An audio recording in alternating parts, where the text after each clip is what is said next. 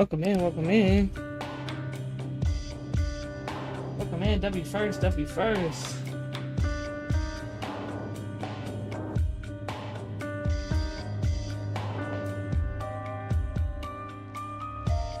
I am the law. I don't know what the fuck I'm doing. Oh my goodness. This is about to go crazy. Making sure all my noties are sent out.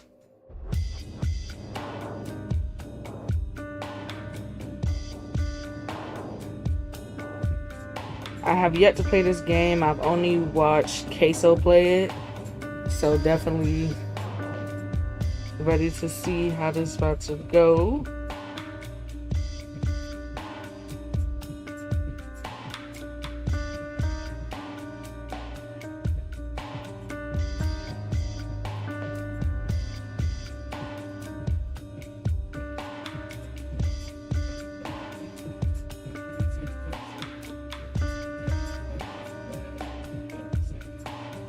Oh, my prescription ready.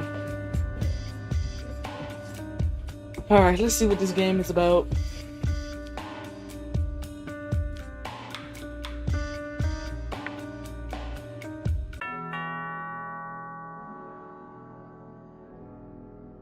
Okay.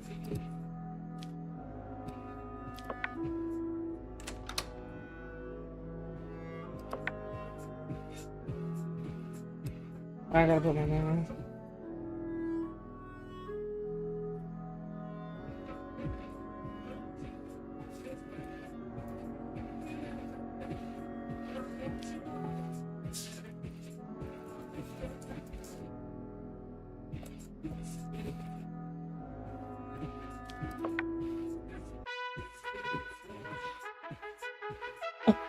Period. Judge Zaddy reporting for duty.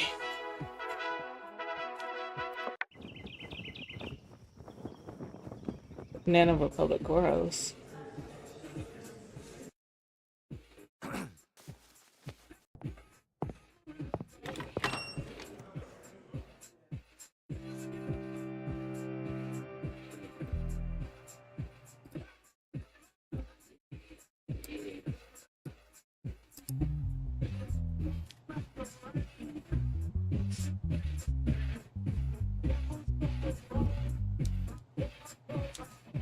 Trying to make sure my shit ain't picking up too much.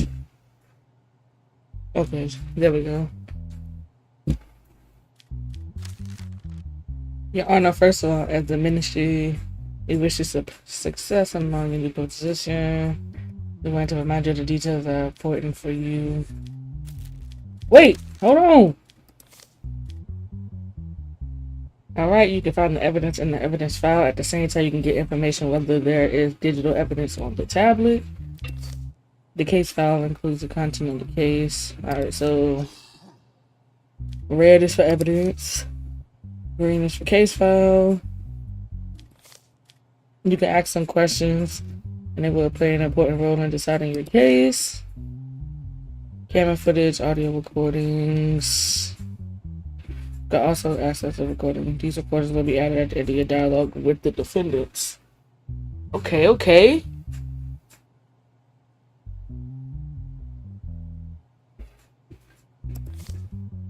The law book contains rules and penalties for crime you need to look at to make the right decision.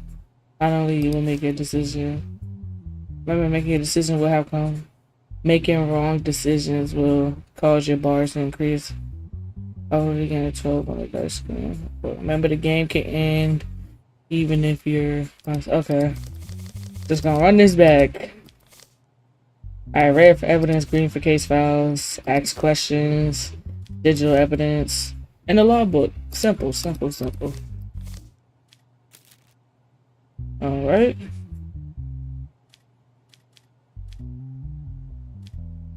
Case file. Alright, here's Kellen. Male. He's only 25. Violation of restrictions. Incident began on a night where curfew was in effect around 1:45 when patrol units noticed a suspicious individual. When the officer stopped him, his identity was determined to be Harris Kellen. He hadn't been feeling good at home for a while. Thought he'd go outside a bit. He went out without checking the time while walking, saw a police vehicle, remember curfewed. He was afraid of getting fined, so he didn't comply with their instructions. So you didn't comply with their instructions. So it's,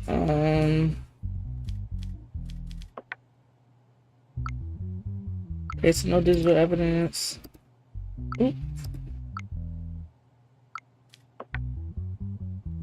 I don't know, let's just ask him a question. So what I'm pretty much getting from the case is he was out after curfew, and that's pretty much it. Like, he was just out after curfew. He wasn't feeling good, so he went outside to get some air and go for a walk. It's what it's given.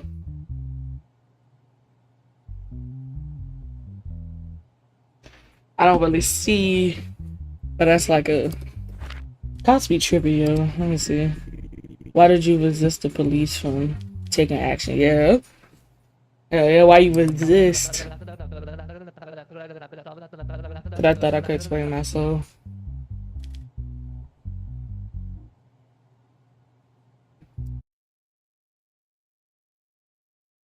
Okay, so he thought he could explain himself. He didn't want the police to write a ticket without telling him what happened.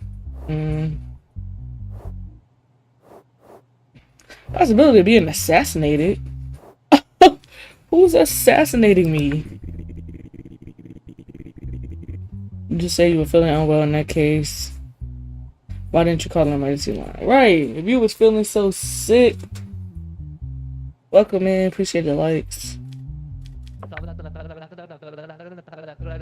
It didn't occur to him at that moment. Leaving home seemed like the only option. I couldn't even stop to think. Okay, so he was sick. He didn't feel good. So he went outside to go for a walk past curfew. And then resisted the cops because they wouldn't hear his side. Lock him up. No, I'm sorry.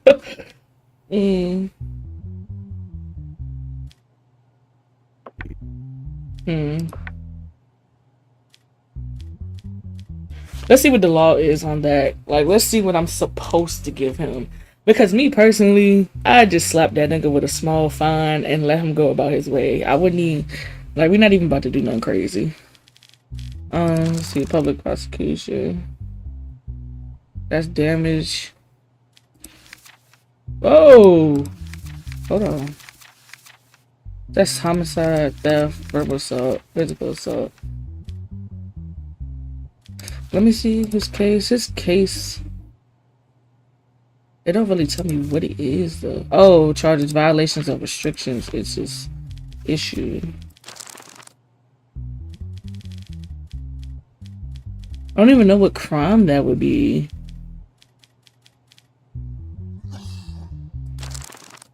Pack his ass up is crazy. Eating in a bed. No, he definitely didn't do that.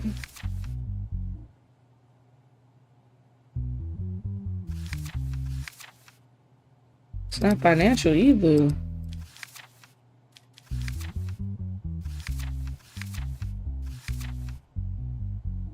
Really, what is his crime? Hold on.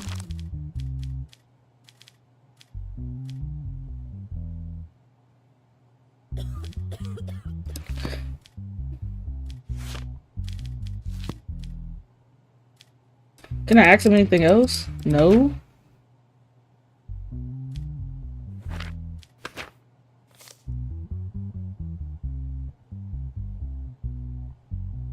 He didn't comply with their instructions. Yes, he's guilty, but that's home invasion and kidnapping.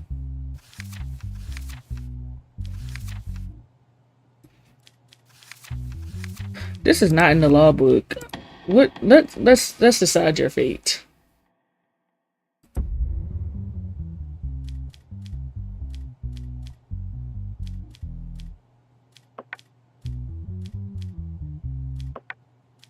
Hold on. Go to the goddamn thingy. Let me see.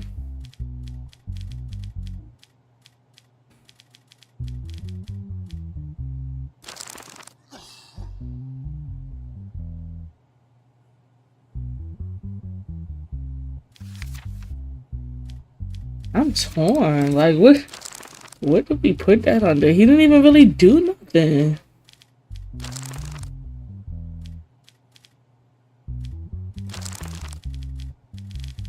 I mean, granted, he didn't listen to the police, but that's not on here.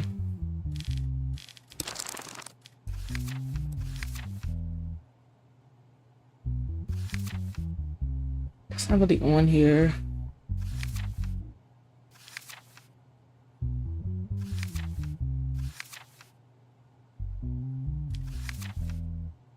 He didn't smuggle. I mean,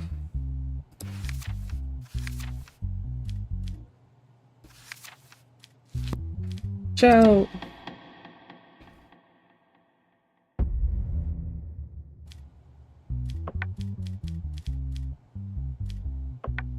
I'ma just have him pay like $100 fine. Literally, I like. Come on now, the man was out past curfew. We didn't know what time it was, and he was sick. Like, I don't know. Whatever. Like, nigga, just pay $100. We not about to.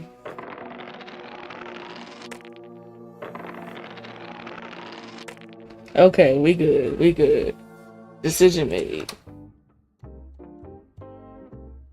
Oh, period. Look at my beautiful family, my wife and my kids. So my mental health is good. I ain't got no money. And we're on week 1 of cases. We can go outside or end the day. Let's just end the day. Bill past convicts with a criminal record will now be given increased penalties. Oof.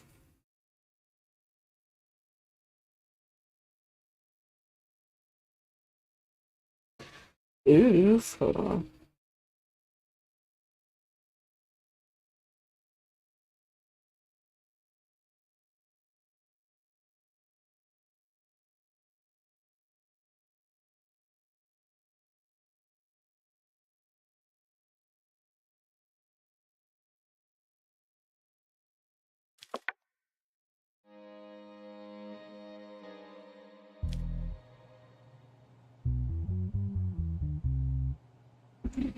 W second. Alright, let's see who the hell we got in front of us now. Alright, Sam Mike McCall. He has a criminal record, possession of carrying drugs. The incident occurred in the evening during a routine ID check conducted by patrol police. During a frisk, who was stopped due to suspicious behavior and narcotics was found. Further investigation was found. Ooh, no record of drug trafficking. However, it was assessed that the substance was regularly obtained for personal use. What was obtained for personal use? What did you have? Yes, I had substances on me. I use them when I'm alone to clear my head, suppress insomnia, and organize my thoughts. I didn't sell them to anyone. I didn't harm them. My life isn't this substance feel like an escape, but I know it's not an excuse. Yeah, definitely not an excuse to have drugs, but what kind of drugs? Cocaine! Oh, Lord. Oh, my goodness. Oh, Lord. Sir, you gotta get packed up for that. Who coughing in my courtroom? Oh, right. You use them to clear your head, suppress insomnia? If you don't smoke some tree, why would you go and smoke some... Man. What the hell?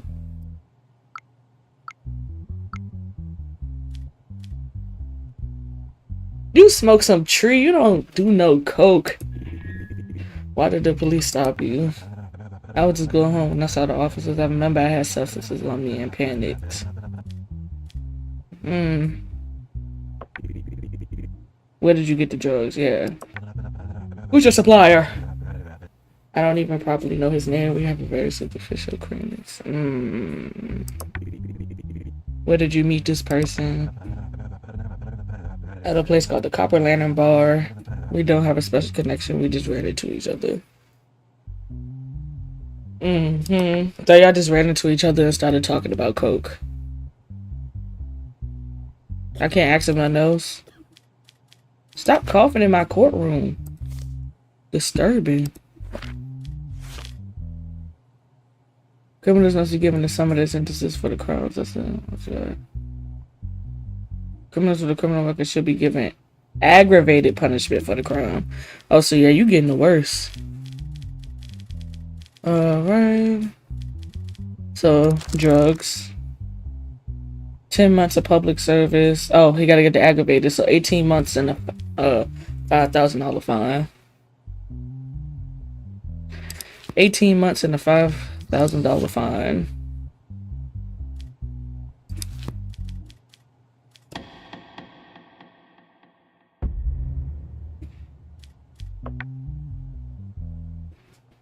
For 18 months and a $5,000 fine.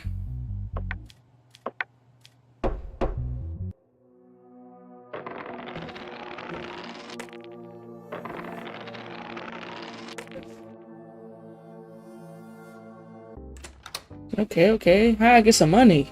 Let's go outside. Let me see how I get some money. I can go to the casino. I can go to the bar. Blackjack. Hit me! Nah, Mister. I don't even have $1. How I get money? Let's go to the bar.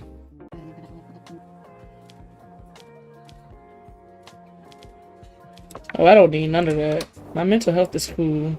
I need to know how we get some money.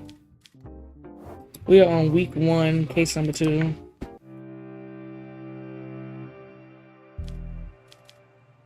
Oh, I didn't know I could talk to the cop.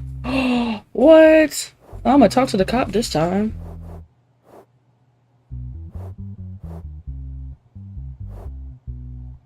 Is that my percentage or their percentage? What we got? Tom Braxley, 49, male. In the evening hours, the lifeless body of company CEO was found in a trunk of his vehicle in the parking lot. The fact that the security system was disabled indicates that this is a planned assassination. Oh. When the incident was discovered, the only attendant present, and he was detained. Alright, so he said he had just started his shift about 2.5 hours ago. During his routine patrol, he still saw the CEO's car in the parking lot. Stop, you can't say that. Oh my gosh. Which didn't seem strange to me, but I noticed that the trunk was completely open when I approached. He doesn't have a criminal record. When he approached, he saw him laying motionless to the side. A red rose, like somebody had deliberately left it there.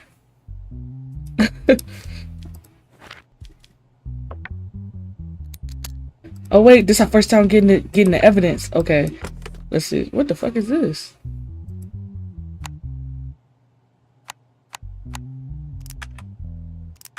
What is that?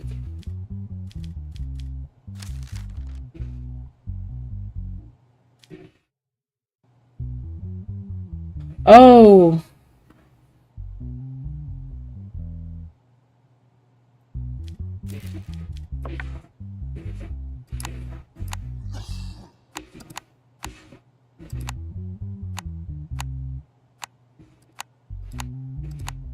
Oh, wait. There we go. Okay. Right. Apologize.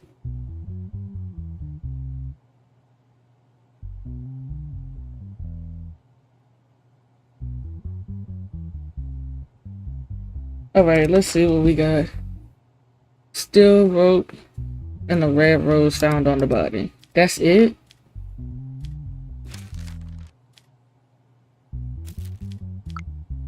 What we got? No digital evidence? A cat toy?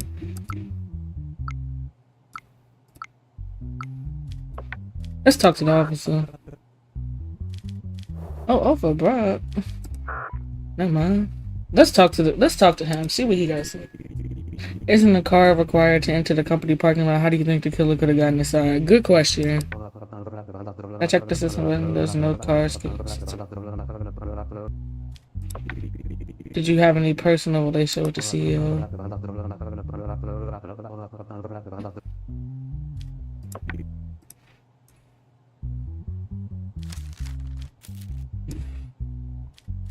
I don't think he did it.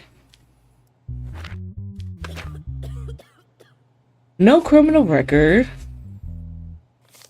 The guy was found in his own trunk. I don't think he did it. I don't think he did it. I don't think he did it. I don't know what y'all think, Chad. I don't think he did it. I really don't.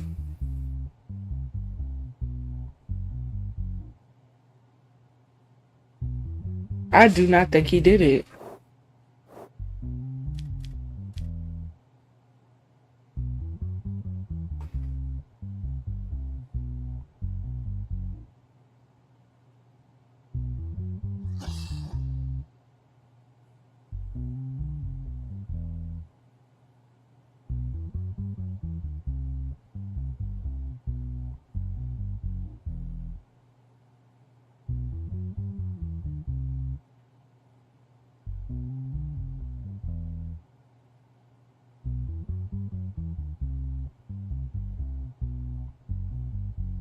Okay.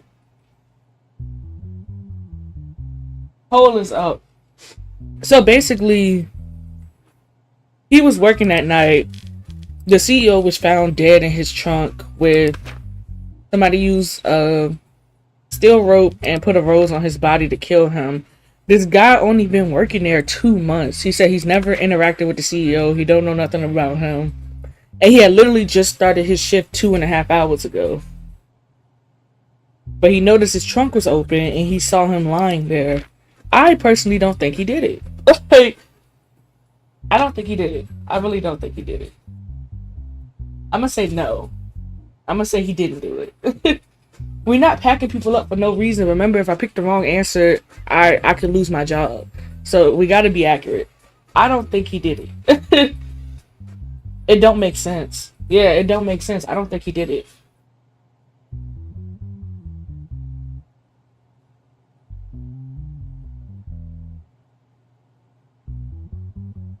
Hmm.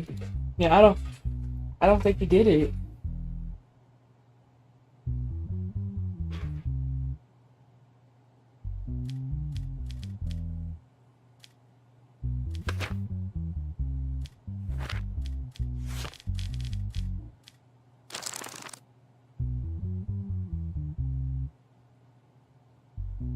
Like, that's 62 years in jail if he did that. Like,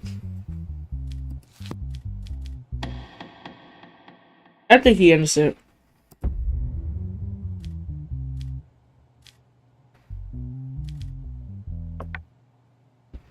I'll hold for the ad.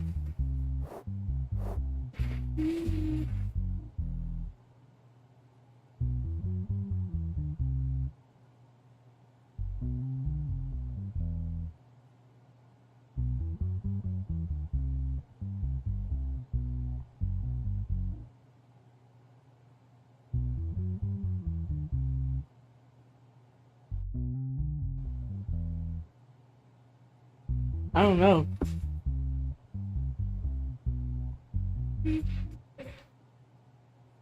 It's a big vision. I'm gonna say he didn't do it. But we're gonna wait for the ad to end and then we're gonna come back.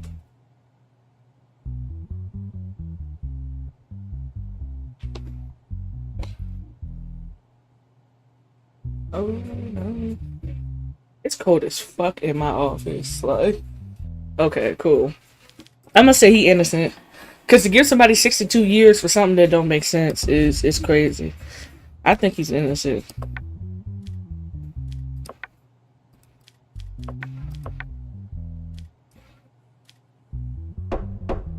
Let's see. Oh, okay. I didn't fail. Please enter your password.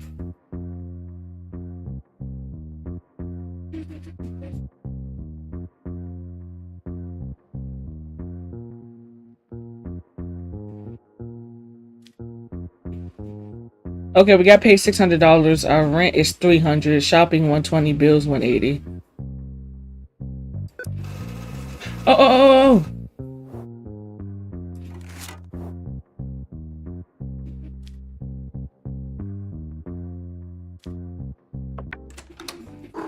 What's wrong, baby girl? Your daughter asked for $100 for a school fee.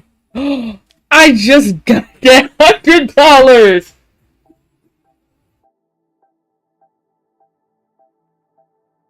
I literally just got paid. I just got paid, and now my daughter wants to take all I got for school fees.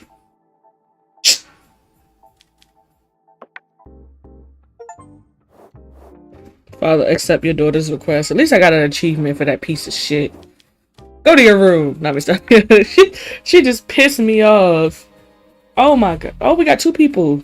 Is that your lawyer? Let's see what we got going on. Okay, so the person on the left is the person we're dealing with. Oh no, it's both of them. Since when do we do people saying, you know what? Hell yeah. Alright, so Mason Rourke, 33. This vehicle is owned by Rob Singer, which is parked overnight in the parking lot of his apartment building. Following this report made by Rob, the vehicle was located. Okay, so he stole. Following identification, the driver was identified as Mason, known as Tiny M, who has a criminal record for vehicle theft. So this is not your first time you stole a vehicle. Rob, I have no information about how my vehicle was stolen. Clearly, those who did it were professional thieves. The police said they left no traces at all. The only thing I'm certain about is that my car was locked. Was it? Alright, Tiny M. He said early in the morning, an old friend of mine called me. He said there was an urgent package that needed to be delivered and he was unavailable. I went to his house to help. He opened the door, handed me a package and a car key. I didn't know the vehicle was stolen. As soon as I set off a police checkpoint, that's when I learned it was stolen. That's what he said. His little compadre has no criminal record. He says everyone involved in me is making a mistake. Everything Mason says is a lie. I have nothing to do with that vehicle or anything. Mason is trying to drag me into this, but I did nothing. Okay, so this is tough. So basically, Mason was the one caught with the vehicle. Mason also has a history of stealing cars. And he's trying to bring somebody else into it, saying that he gave him a package and some keys. So he's trying to say that Derek stole the car, gave him the keys, and then, yeah. What's an evidence, bro? Let's see what's this. What the hell? What the fuck?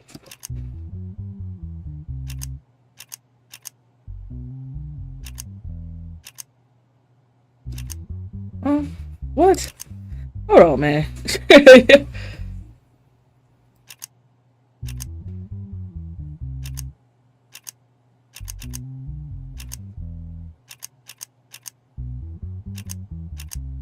Hold on, man. Oh, there we go. Okay, let's see what the evidence is. Okay, so cigar box found in the vehicle. Fingerprint number from the... Fingerprint number is 212234. 212234. 354? Wait, hold on, go back. 2122354. Oh, your fingerprint. Oh, Derek's fingerprints is on the cigar box that was found in the vehicle.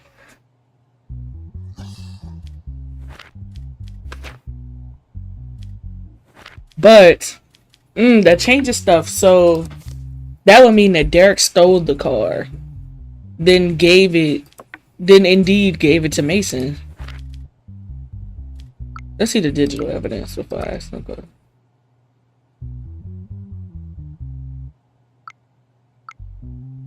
There's no facial recognition.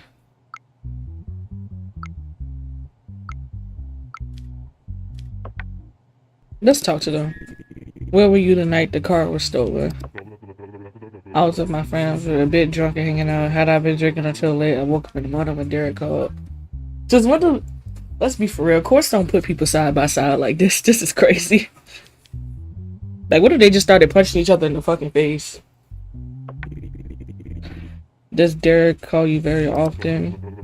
I'm not sure what you mean by very frequently, but we would talk 2 or 3 times a month. These days I work a regular job. Where did you meet Mason? Okay, yeah, let's ask. Elementary school, then we both dropped out. Y'all dropped out at elementary school? Who parents allowed that? Stop coughing in my fucking courtroom. Mason said that you gave him a stolen vehicle and asked him to deliver a package. Mason, I think he bullshitting.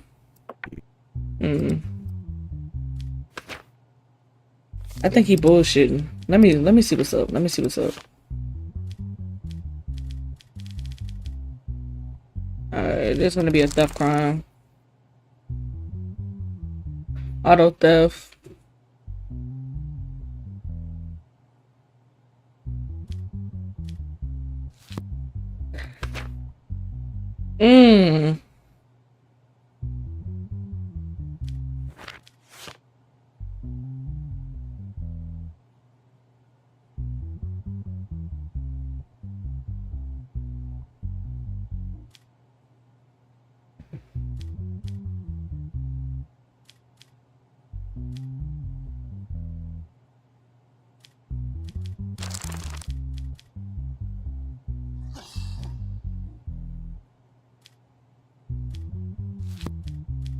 Decisions. Is that a pause button? Oh, cool.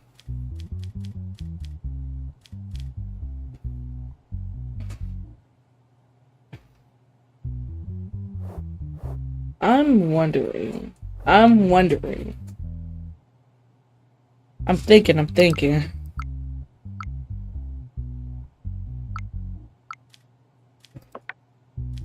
So pretty much, Derek would have been the one to steal the car.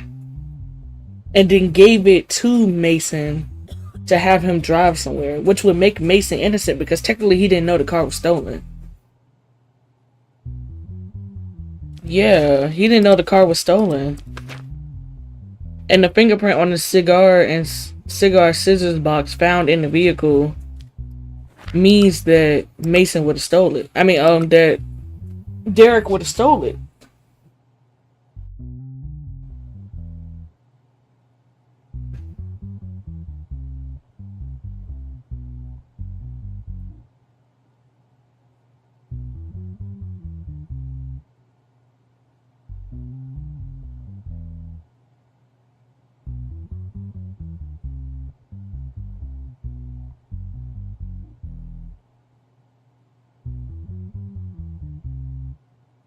Okay. Y'all, I don't know. Chat, what y'all think?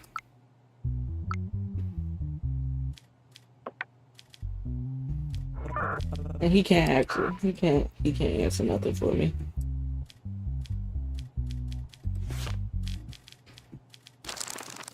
At the end of the day, Derek the one who stole the fucking car in the first place.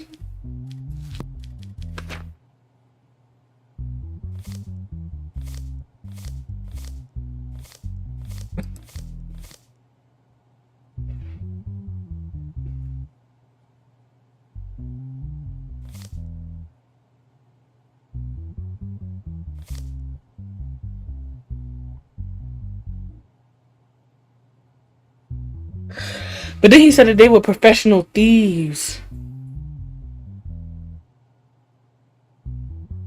That's what he think, though.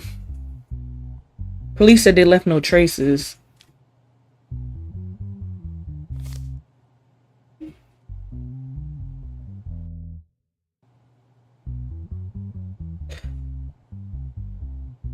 He said that there was an urgent package deliverable that he needed to be delivered and he was unavailable. I immediately went to his house. He opened the door and handed me a package and a car key. How was he unavailable? Well, then that do sound like he set him up, because if you had the car key in your hand and the package, but you was unavailable to deliver it, why? So you called somebody else who had a record to do it and they got caught.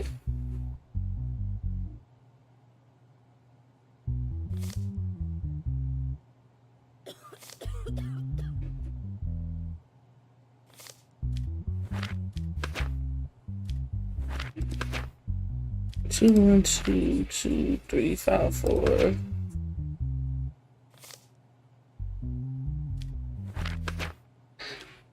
think I'm gonna go with he did it, and he indeed gave him the keys for it. And if that's the case, he has no record, so he got to get 2 years in jail. And the 2 years in jail. The other guy, I guess, low key, I don't know what to charge him with. I don't know what to charge the other guy with, because technically he didn't know. Like, do I still charge him? He guilty, but he didn't know. That's the thing. The nigga just handed him his keys, so he thought that the car was his. I don't know. I'm a rock it like this. I'm a rock it like this. I'm a rock it like this. Derek, yo ass, jail, 2 years.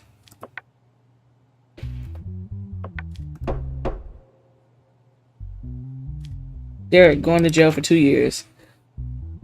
And his fingerprints was found in the car, but he didn't know the car was stolen.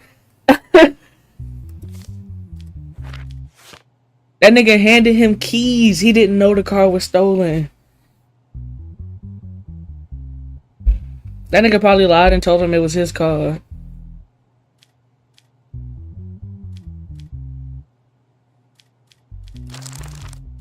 I'm letting him go. I don't think he did it.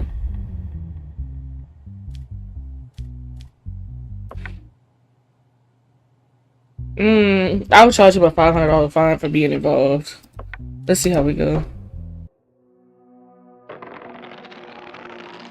Success. Success. Okay. Shut the fuck up, kitty. Okay, mental, everything's good. Okay. That got crazy. Uh-oh. State of emergency, state of emergency.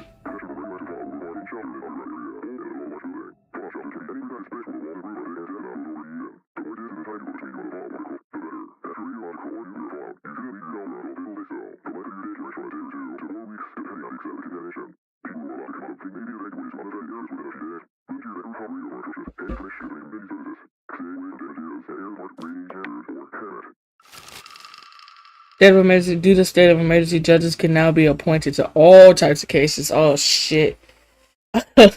Oh shit. Oh shit. Oh shit. Week 2. Oh my gosh. Hold on. Look at the kids. We got Mara, Elena, Liam, and Jacob. So it's given custody.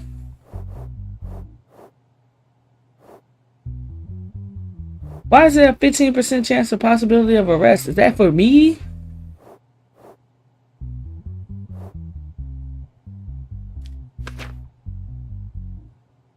Okay, so determining which parent will be granted custody. Ah, it's a custody case of 11-year-old. Okay. Custody case. Couple Mara divorced about 2 weeks ago. After the divorce, no agreement could be with family members. The father was deemed unfit to take full-time care of the children due to long-standing anxiety disorder and intermittent anger controls and unstable living conditions. Although the mother is loving, she has been in serious financial difficulty recently. I locked up Derek and let Mason go with a $500 fine.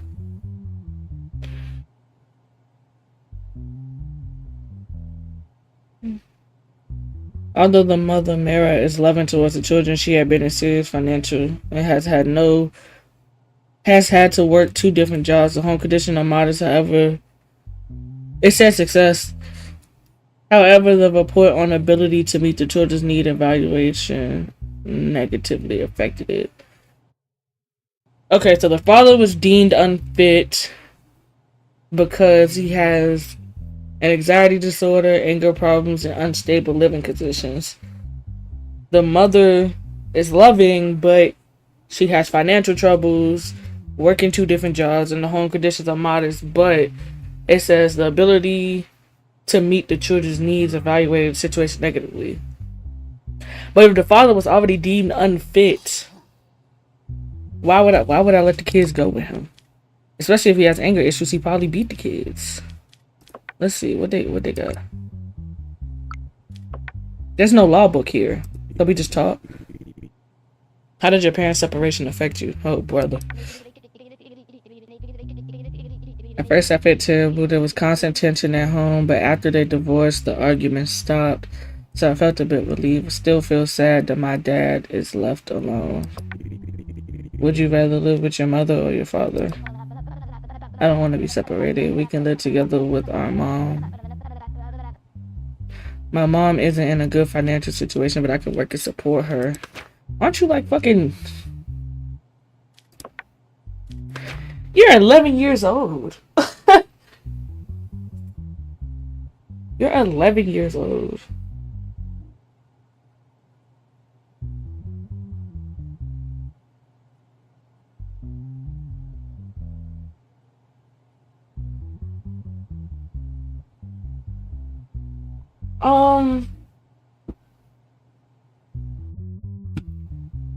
Yeah.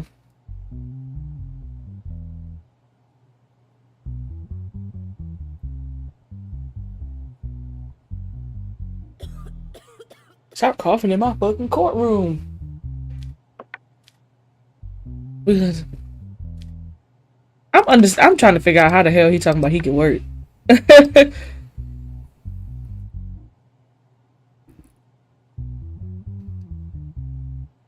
Like, you're 11 years old, buddy. You can't work to help your mom.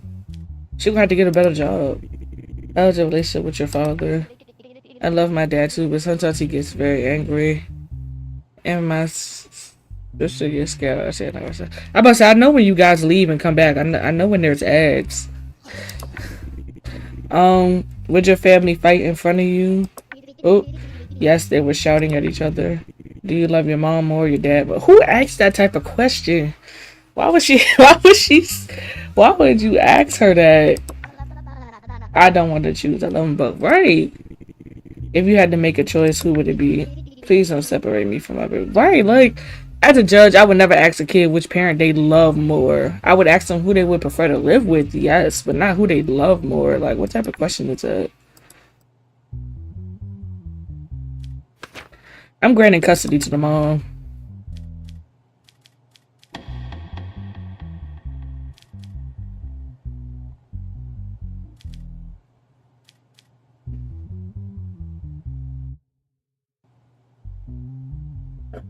Place the kids in foster care is crazy.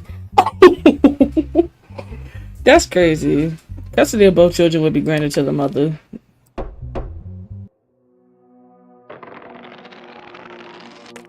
They don't want to be separated, but the dad scares both of them because his anger issues. Like, that got crazy. That got crazy. I ain't gonna lie, y'all. It's cold as fuck up here. Give me 1 second to go to the bathroom and go cut the air off.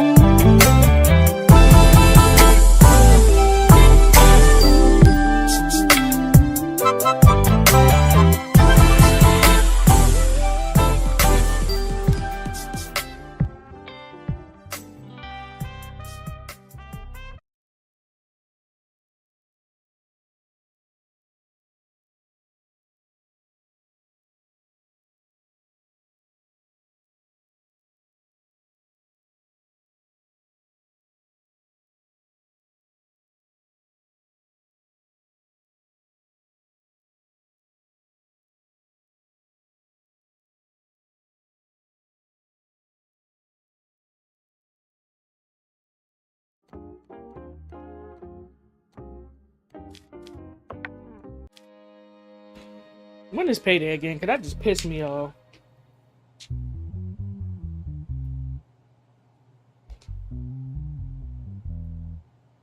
I'll snooze the next ad because I took a break.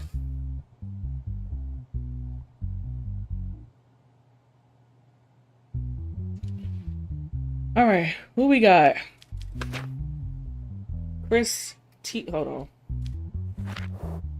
Okay. Possibility of being arrested. I think it went up because I really shouldn't have gave them last people a fine. I kind of should have just locked one of them up and let the other one go. All right, Chris Tiamon, 49. He has a criminal record. Assassination. Sanitation worker collecting trash. Came across the lifeless body of Fred, the CEO of Glenmore Company, among the garbage. The autopsy report determined that there were no signs of assault and the death occurred as a result of prolonged oxygen deprivation. Okay, so they came across the body of him in the garbage. So we're trying to figure out who put him in there. According to the last meeting in his calendar, the person Fred was with on the evening before his death was Chris. Ooh. After the evening meeting, we left the company together and we went for our usual bar. We stayed for about 2 hours. We drank. Seemed a bit withdrawn and didn't want to talk. Then I dropped him off. I don't know where he went after that. Statements. There was a black tarp over the trash container. When I lifted it, I saw the body of a man laying there in navy boots. Oh, it was a red rose, just like the other case.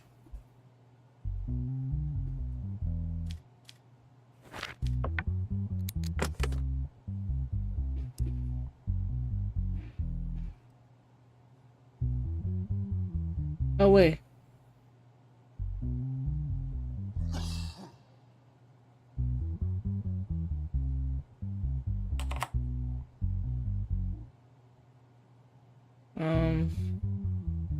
Okay.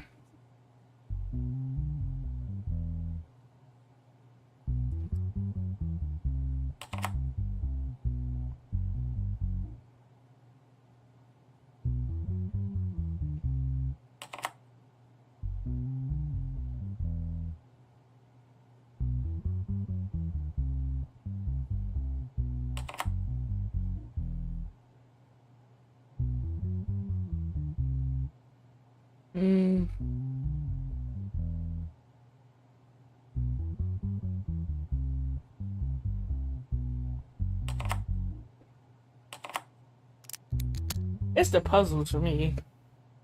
Let's see what's cooking. Still Wyatt and Red Rose. We have a serial killer in our hands. How long have you known Fred? We've been working at the same company for about 8 years and we were relatively close only in the last 2 years.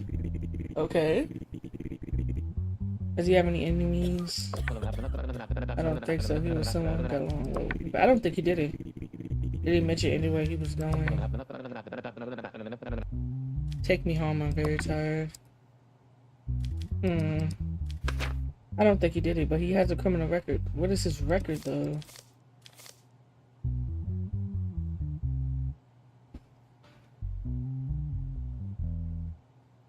Oh, this is harder than I thought it was gonna be.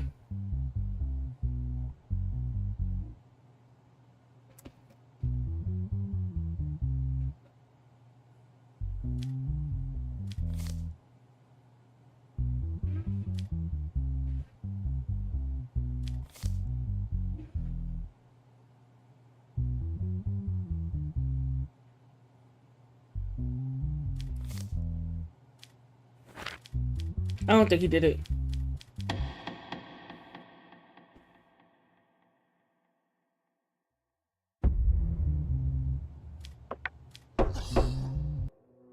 Oh. Hey! As a result of the decisions you made, we decided to raise your salary.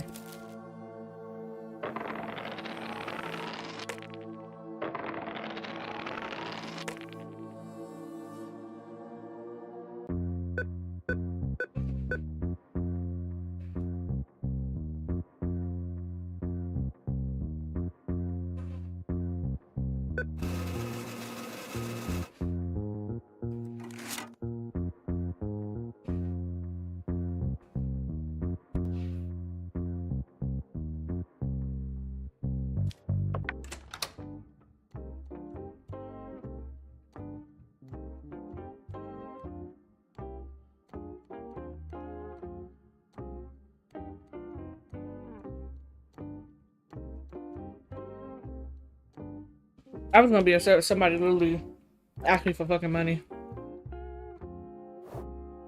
Is mental health cool? So we going to the casino.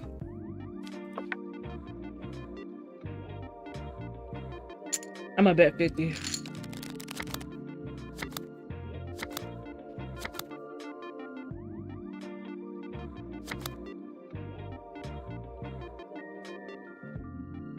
Is the bottom on the number to...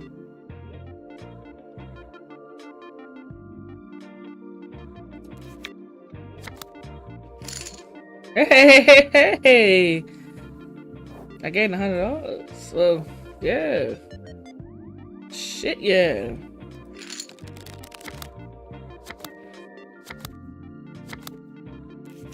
Blackjack, come on. Stop fucking with me.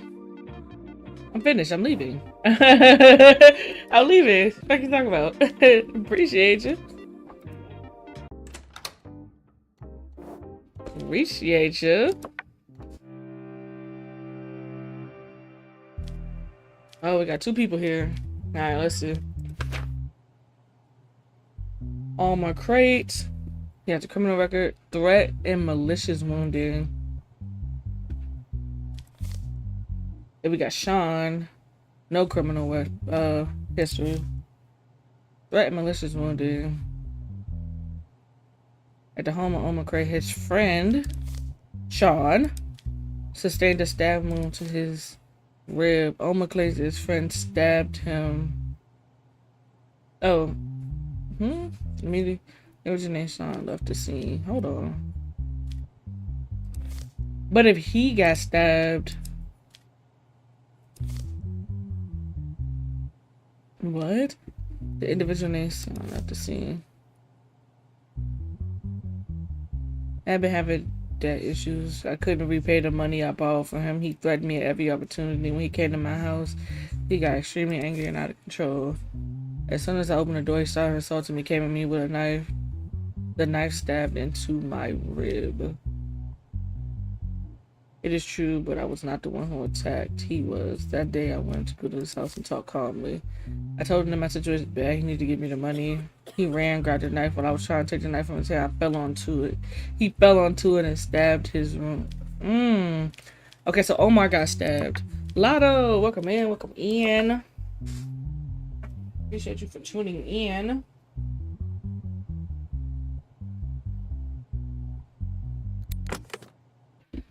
What in the fuck? What is this?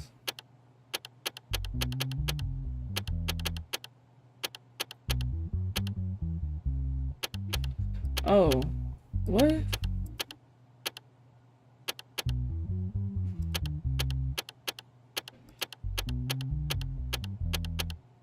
It's like Simon Says.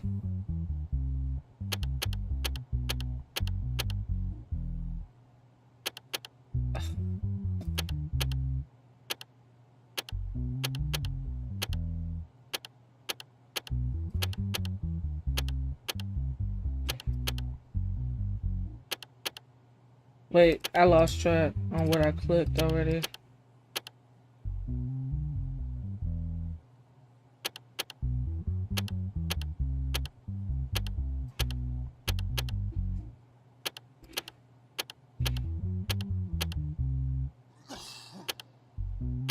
There we go. Alright. Fingerprint on the handle. Oh, except for a phone call mission. Sean said, "Give me my money." Omar said, "Sean, you're crossing the line. I said, I pay you. Stop pressuring me." Sean said, "Shut up, you bastard." Let's see if we can talk like that face to face. Omar told him he needed to call. Okay, so Sean, you stabbed him. If you don't pay by next week, you'll be a dead man. Oh, he threatened him too. Yeah, you're pack his ass up. 21227. Yep. It's over. Coco, welcome in, welcome in. It's over. He did it. He fucking did it. You threatened him and you stabbed him. Go back. Even at the beginning. See, yeah. That don't even make sense. He stabbed him. Do we got anything else? Let's have a chat with these niggas. How close were you to Sean?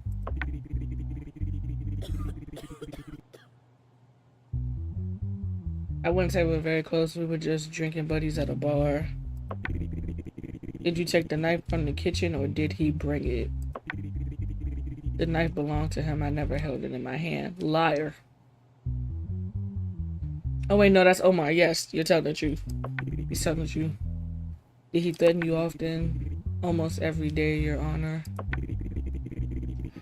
Okay, Sean. Were you threatening him? It didn't even tell me an ad was coming.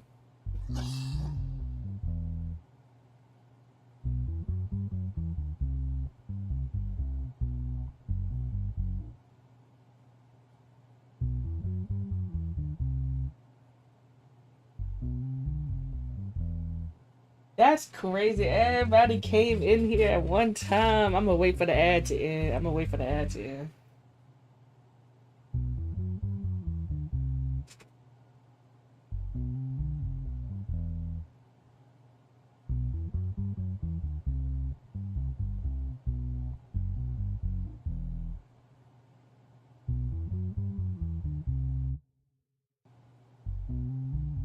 Is the ad still going?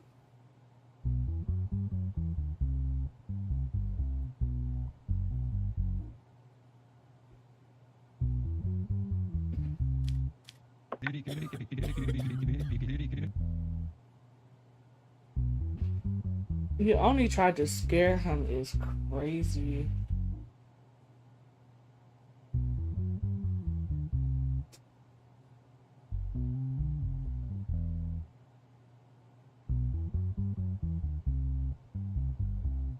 I appreciate y'all. I appreciate y'all.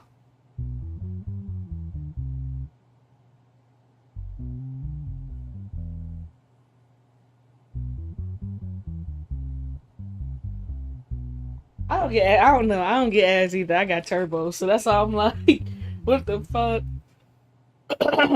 Okay, well, we continue. I only tried to scare him so he would pay the money. Okay. Was the knife stabbed while it was in your hand? No, the knife was always with him.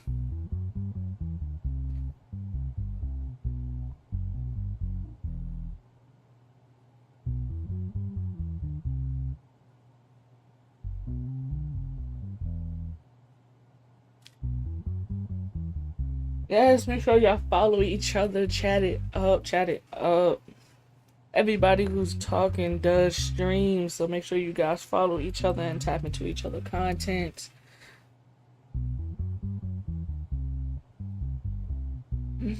I appreciate y'all. That customs match last night was sweaty. I'm weak. See, I can't do rivals, man. That shit overstimulating. I don't know what to do. I don't know what to do. Period. W lurk. Appreciate the lurk. Alright, let's get this sentencing the fuck over with, cause yeah. They got crazy. Hold on, my shit. Okay, there we go. So Sean did indeed stab him. He just has no criminal weapon. But his charges is threat and malicious wounding. So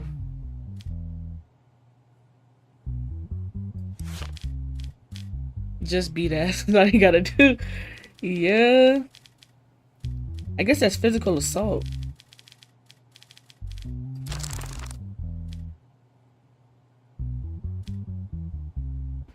Okay.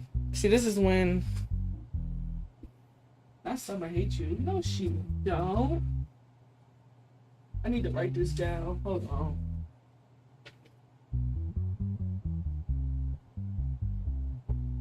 Let me see.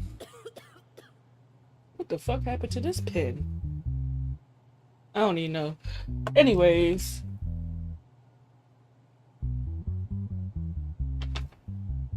What the fuck happened?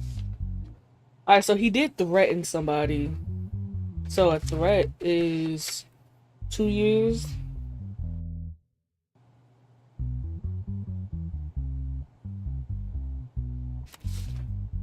So a threat is 2 years.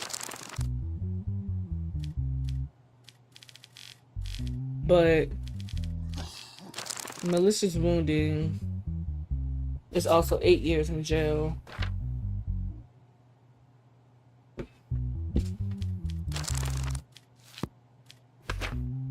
So yes, the charges is threat and malicious wounding. So that's a total of malicious wounding is 8 years in jail, and the threat is 2 years. You're getting 10 years, buddy.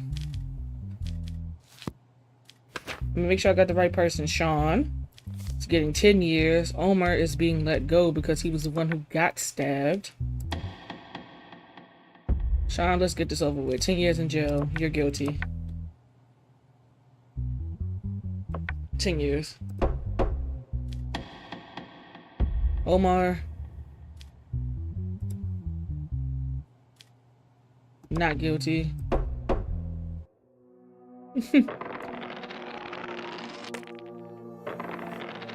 Yeah, right. That judge simulator is insane. Come on now, W success. Mental health is good. Money good. Don't want to go gamble again. Blackjack my shit.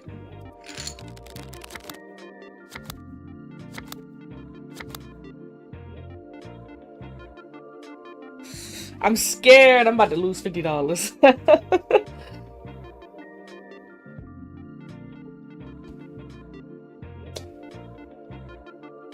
I'ma stay. Fuck! And that's when I walk away. That's when I walk away. That's when I walk away. Fuck! Look at the kitty.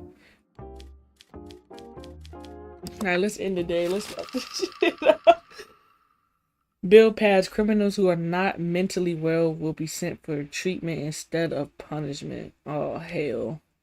Insanity, he says.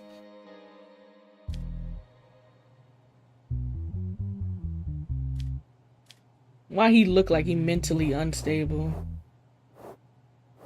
Alright, so I don't have the possibility of being assassinated, but I did have the possibility of being arrested. I did fuck up with one case. Alright, let's see who we got. Ooh. Already, mental health, gotta be sent for treatment. Oh, and 20. Willful damage to public property. In recent weeks, numerous complaints have been received about dents and scratches appearing on benches. Oh, brother. Not catch the fade. Multiple teams investigated the situation, replaced the bench with a new one, and okay. The following day around noon, he sat on a new bench, took a sharp object out of his face, scraping the surface. So y'all put him in. Man, y'all brought him to court for fucking scratching the public bench. I should say I've been doing this for years, and I realized that when I'm stressed, my hand always goes in my pocket and fidget. I knew I was damaging the benches, but I never truly thought it was a crime. Okay, he has mental issues, whatever. Oh, this piece of shit. But we know you gotta go this way.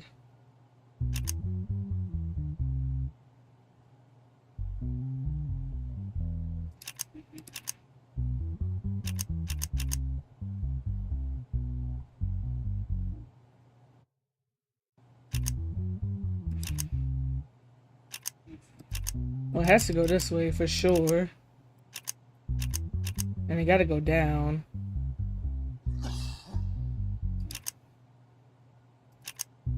There we go. Alright, let's see what we got. Evidence is... Okay.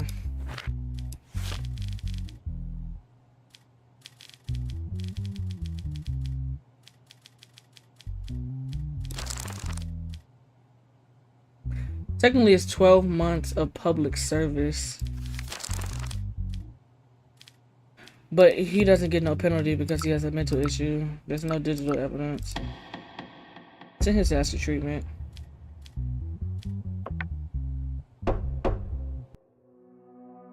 That was an easy case. Other than that, I would have sentenced him 12 months, but...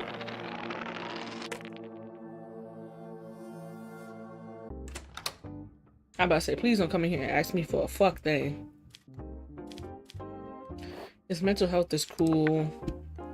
Let's try Wheel of Fortune. I will bet no. Wait. $10. Oh, you have to. Oh hell no. Hold on. Hold on. You have to put money on each. Put me back in blackjack. $10. I just want to see what happens. Oh.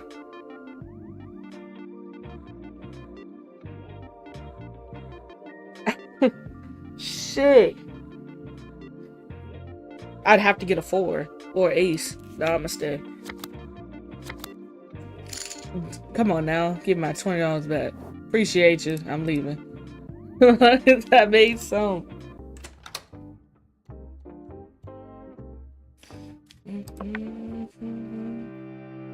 We're on week number 3.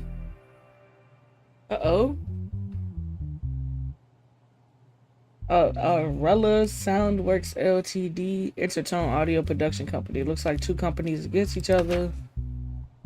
The music production company, Rella Soundworks, alleges the Intertone committed copyright infringement by using the rhythm bass of their compositions without permission. There's 1 digital evidence for this case. Okay. Who is who again? Okay, so the dude on the left is saying that the girl on the right, they used the rhythm bass without their permission. Well, they announced to the public a new single they had worked on for about a month. Just 48 hours after the track was released, Intertone Audio announced a new music project. Fans of both companies know the similarities in the instrumental backing. And debates begin on social media. Ooh.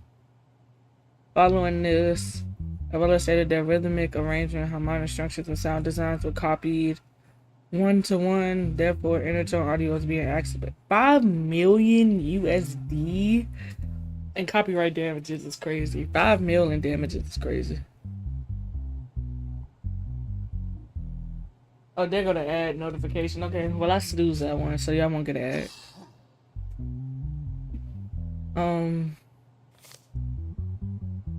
My clients worked on this track for weeks.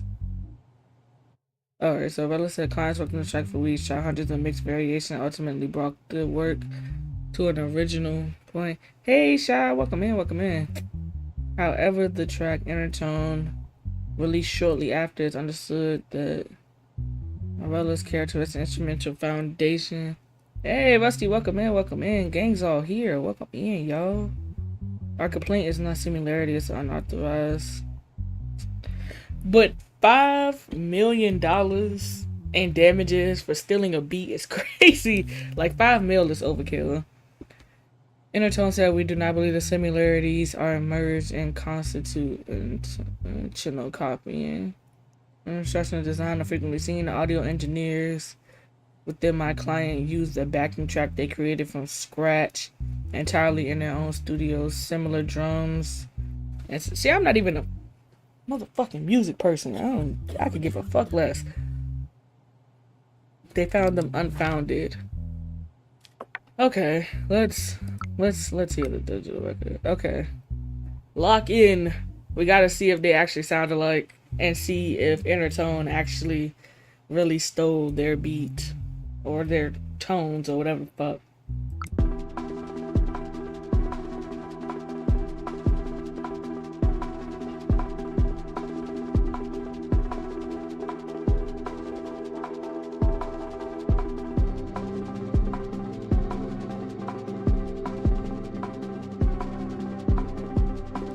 Okay.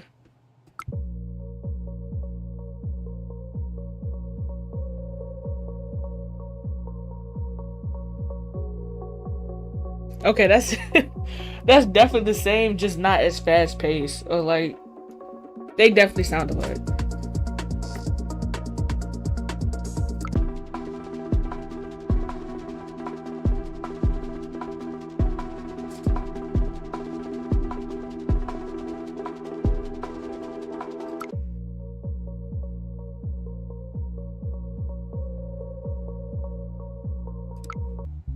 I don't know. They definitely sound alike. There's no law. I just gotta decide if they indeed stole it or if they did it. They don't say it's intentional copying. I don't know. Lotto, your ass in here. You make music. Rusty, your ass make music. What's up, man? Are they winning or losing this copyright? They sound alike to me.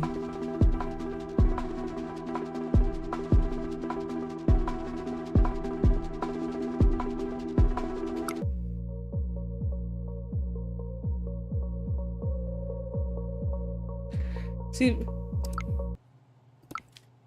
alright, let me get back.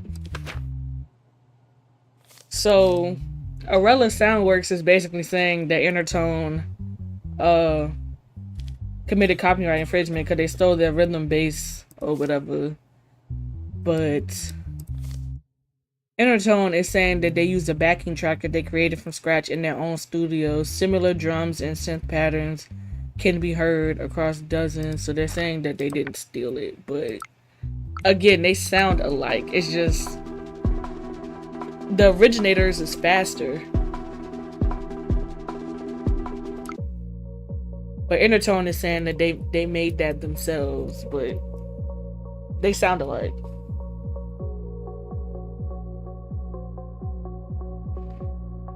They're literally identical. It's just one is faster.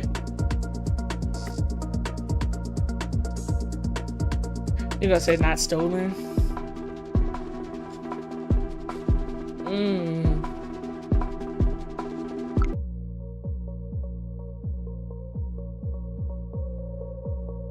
W5 Streets a week.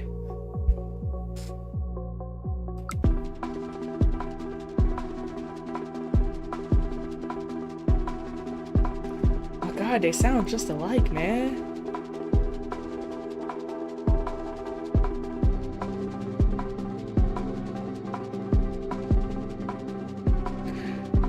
Yeah, so they're saying, let me see.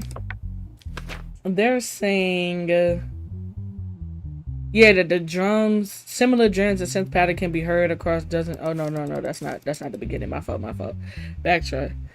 They're saying that the rhythm bass of their composition was copyrighted.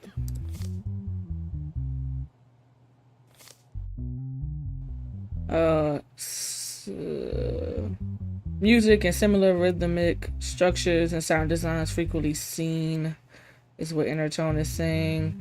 They are claiming that they use a backing track created from scratch in their own studios. Similar drums and synth patterns can be heard across a dozen companies in the market. So they're saying they're not the only company that has done the same shit.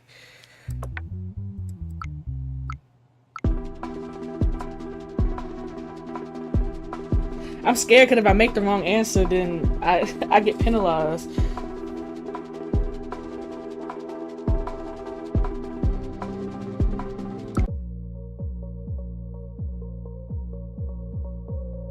It's not identical, but it's the same. Man, fuck it.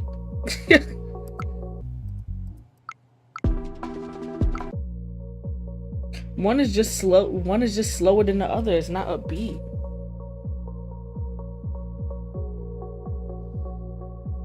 Trying to get my music to connect back to my fucking TV. I had to update my phone just now.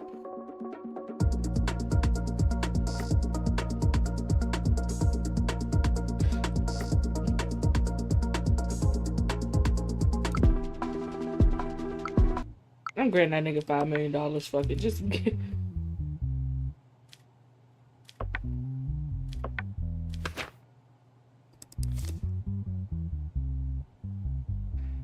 It said they used the rhythm bass of their compositions without permission.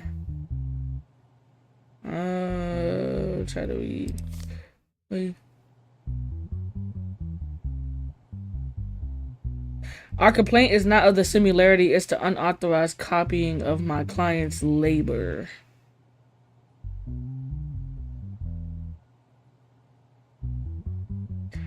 The instrumental foundation was used almost identically. We do not believe. Not stolen. I'm torn. I'm torn.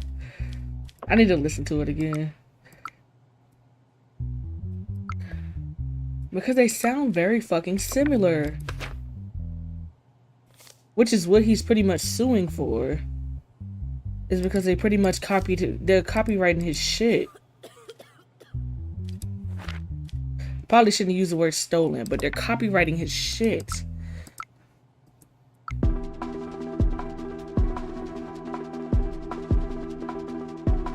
I can get my phone connected back to my TV. Hello?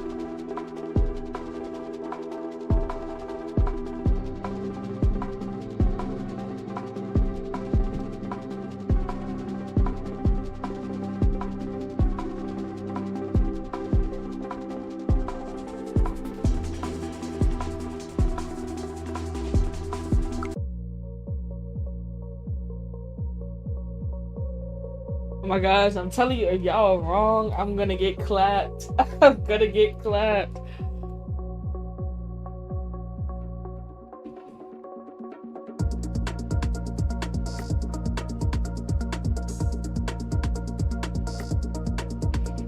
I don't know, Rusty, anybody else? What's y'all verdict?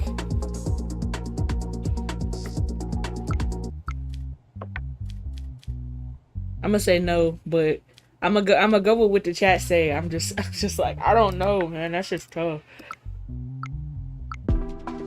It's crazy because I like the original people one better. That shit just so cool. Yeah, we just gonna say no. We're gonna say no. And because 5 million is absurd. Like, come on now. We're gonna say no. Let's see. Uh-oh, as a result of the decision you made in the case, we decided to raise your salary. Okay, W salary raise. Now let's see if we was right. Success. Success. Okay. I'm gonna say that was a win. Yeah, you missed a lot. We was actually genuinely like debating with the chat on what we was gonna do, but it's alright. Look, now our son needs something. As soon as I get paid, you need something. Your sunset clothes are getting old. $300 for new clothes? Fuck out my face. Fuck out my face. My mental health is bad. Bye. I'm going to the bar. The fuck?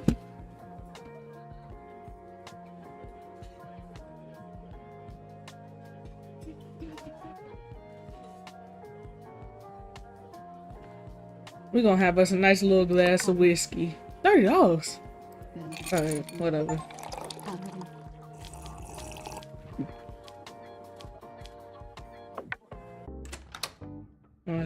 Yeah, cause you got crazy thinking that you was gonna come in here and ask me for $300 for new fucking clothes. Go to hell. Son or not, go to hell. Oh, but our possibility of arrest went up when we made that decision. It was at 15%, now it's up to 20. Well, now that possibility of being assassinated, so.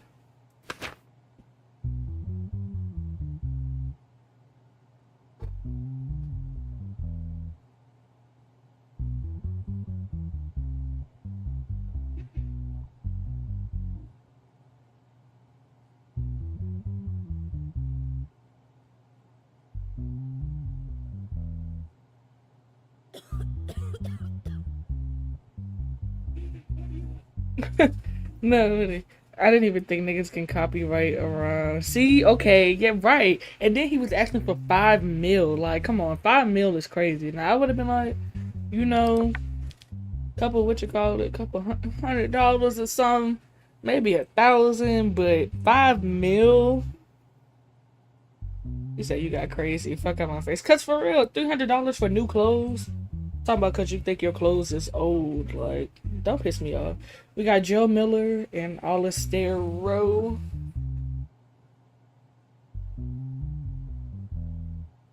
Alright, now we back. Alright, let's see. Case subject. Lawsuit is being filed by Joe Miller against Sony Software Digital Company Hospital Report. Ooh.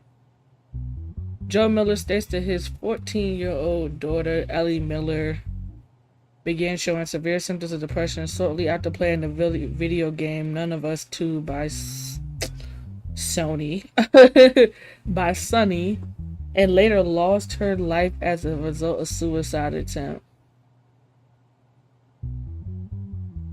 It's gonna sound real insensitive, but that sound like a personal problem. That don't sound like you sued the company because you allowed your daughter to play a game that she probably wasn't even old enough to play in the first place, and she killed herself.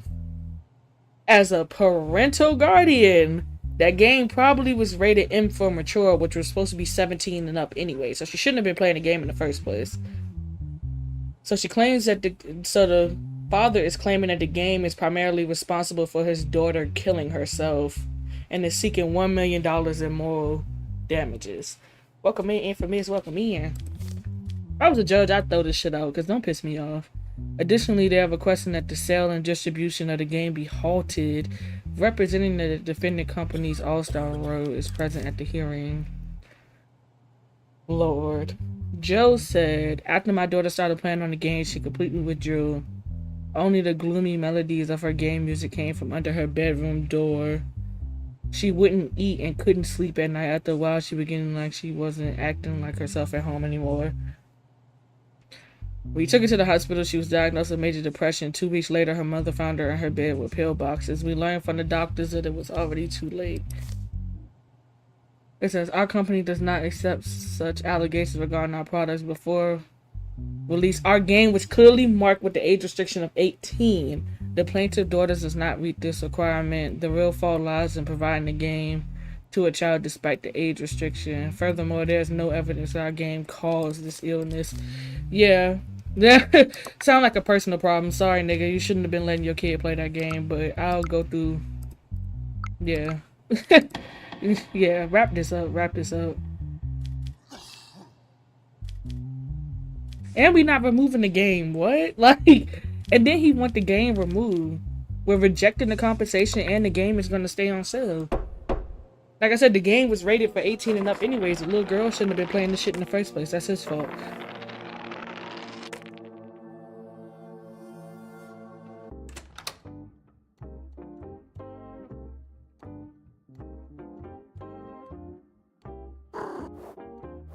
That got crazy. Everybody ain't get shit from me. Let me go see if I can go make my $30 back.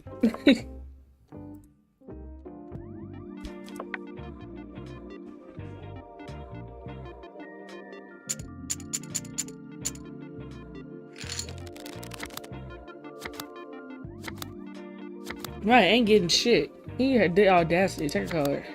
Shit! Back this shit up.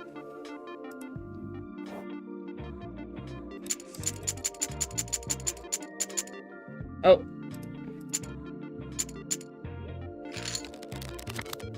This is what's wrong with gambling now. You gotta know when to stop. Give me a card. 17. Fuck! I'm leaving. 2 in a row, you won't get me 3. Now hit me, bitch. Oh lord, the cartel is here. Members of the cartel were caught smuggling drugs across the border. Week 4. Look at look at these things. What we got? We're offering. Oh, I got hit with a bribe. We're offering you $500 to release them. This money will make your job and make sure you are not influenced by the. Hold on. Hold the fuck on. Not y'all trying to bribe me. Let me get this box open first. Oh shit. Here we go with this shit.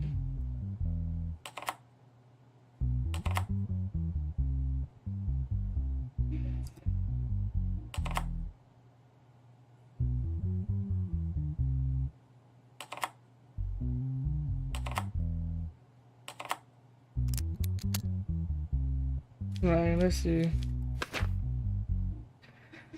Alright. Oh, well, Jared got a. Hold on. Let me see. Is that still accurate? All criminals with a negative mental. Oh, it was with a negative mental health test. What? Oh, negative. Yeah. Be a model citizen. Yeah. Not they tried to bribe the judge. There's a charge for that too. Let me see. Crimes against the state. No, that's corruption.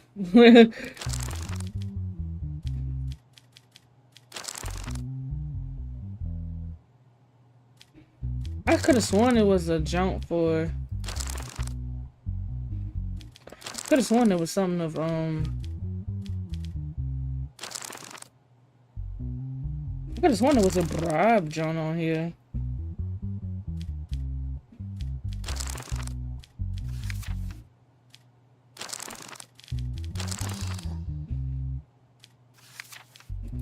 No, okay, we just gonna leave it as is. Alright, so the charges are drug trafficking and taking part in organized criminal activities. No criminal records. No criminal records, and mental health test is positive, so you do not get a chance. Alright. Near midnight, specifically prepared hidden compartment was detected in the rear section of a van. During the search, a large quantity of narcotics was seized. What are the narcotics? Go! 2 submachine. Y'all are going to jail. 25 kilograms of cocaine. Okay. Okay. Get these niggas off the street. Okay. Alright. They're part of the cartel. We know that. Jared. He said the way this is organized, someone within the cartel must have made a deal with the police. They put us forth as bait. The ones who sent us here wanted us to get caught. I don't know if we talk, we get punished. I'm sure the mafia is involved. Doesn't matter, you did it. The shipment was not normal. The conductor said they would clear the way. Clearly a higher offer was made. They sold us out to increase their own share. So somebody made a deal with the police and packed their ass up.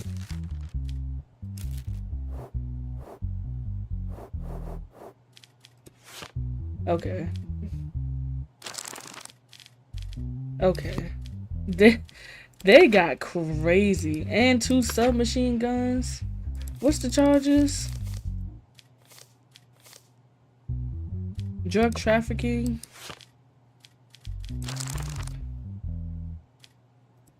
Oh, that's not it. That's not it. Alright, so that's 16 years and a $250,000 fine. And organized criminal activities.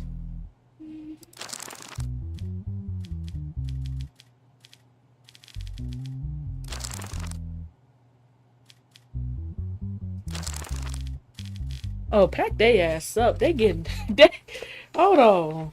Hold on. Let me see. So that's 16 years in jail. So that's 16 years in jail for that. And another 16 years for taking part in organized criminal activities.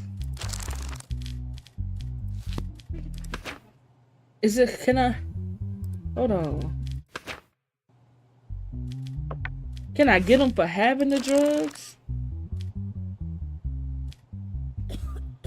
It ain't no point of them doing 10 months of public service, so yeah, let's go ahead and scratch that one out.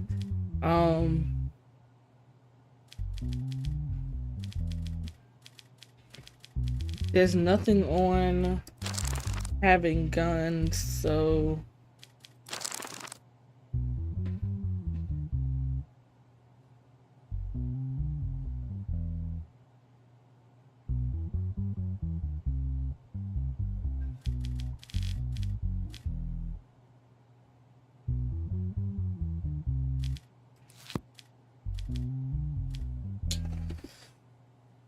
that's definitely a smooth 32 years and a $250,000 fine.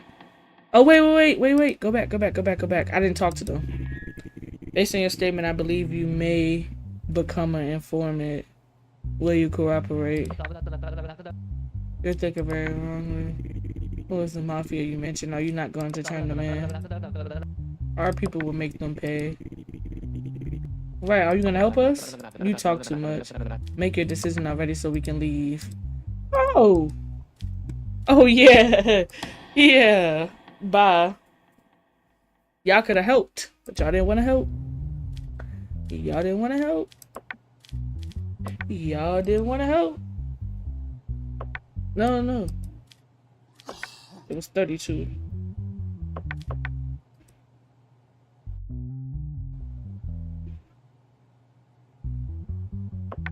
$250,000. That's for you. Now you get the same fine. Have a great day.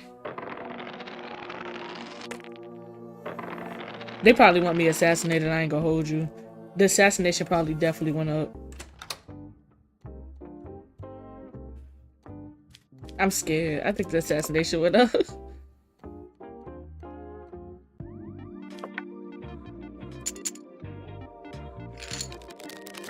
I just want my $500 back. Shit! Oh my god.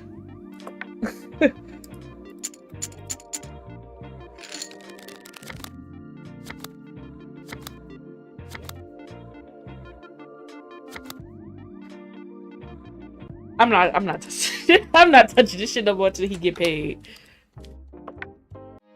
Week 4. Oh, yep. Probability of being assassinated went up. I pissed them off. Sure did. Alright, y'all know me. Oh, shit. Could this take the longest?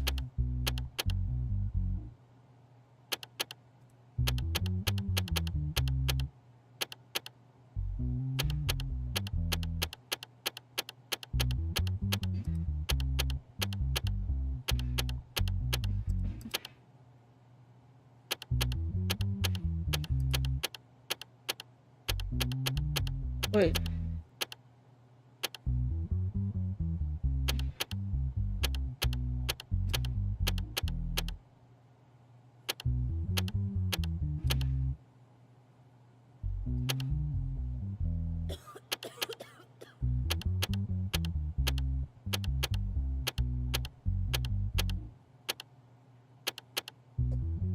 I forgot already.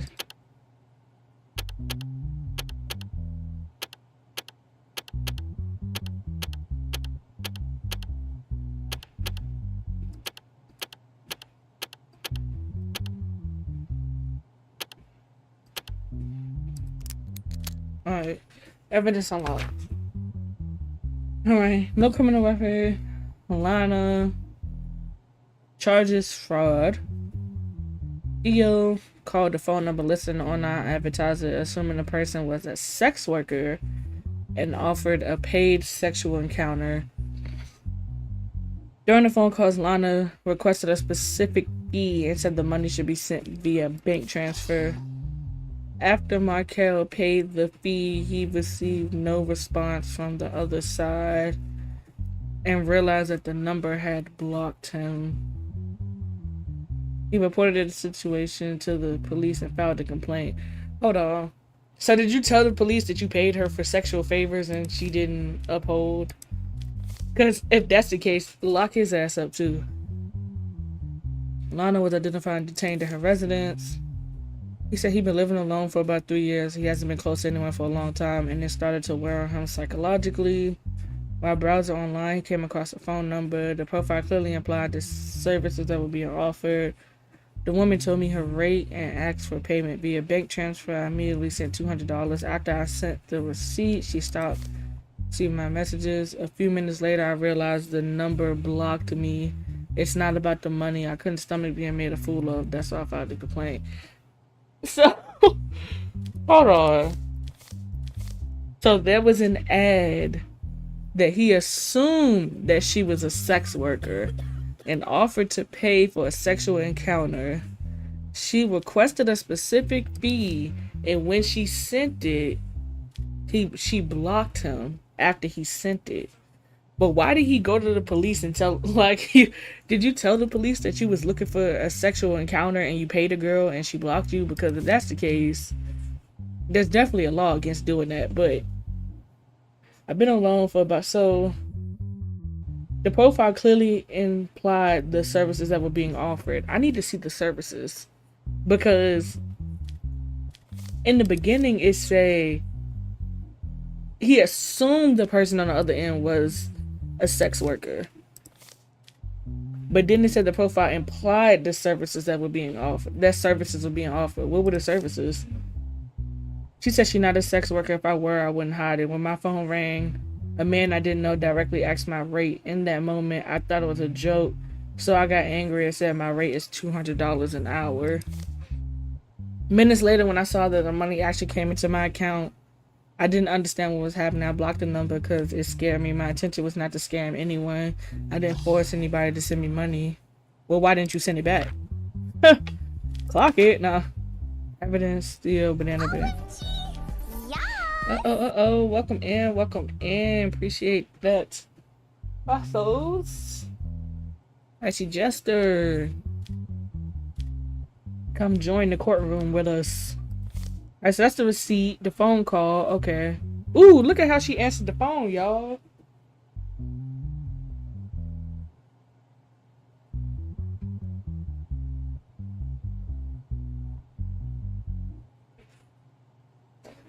I'm gonna pause for the ad break because y'all got to see this conversation.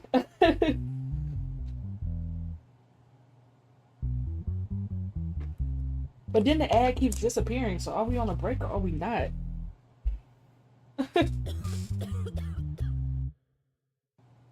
The way she answered the phone is giving sex worker. Because you answered the phone, you said you didn't know who the man was when you answered the phone. So when you answer the phone, hey baby, for everybody who call you?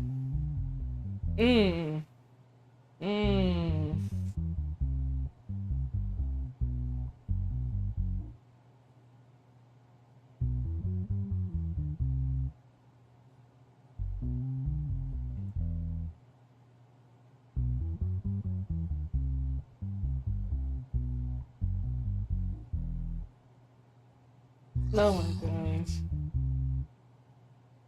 Oh, she got crazy. Hold on, so she's guilty.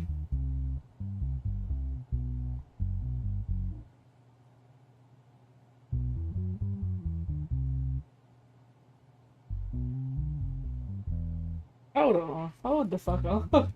She is guilty as hell. Is the ad break over yet? Somebody let me know it's over. Because I don't know why it's not showing up on my screen like it's supposed to.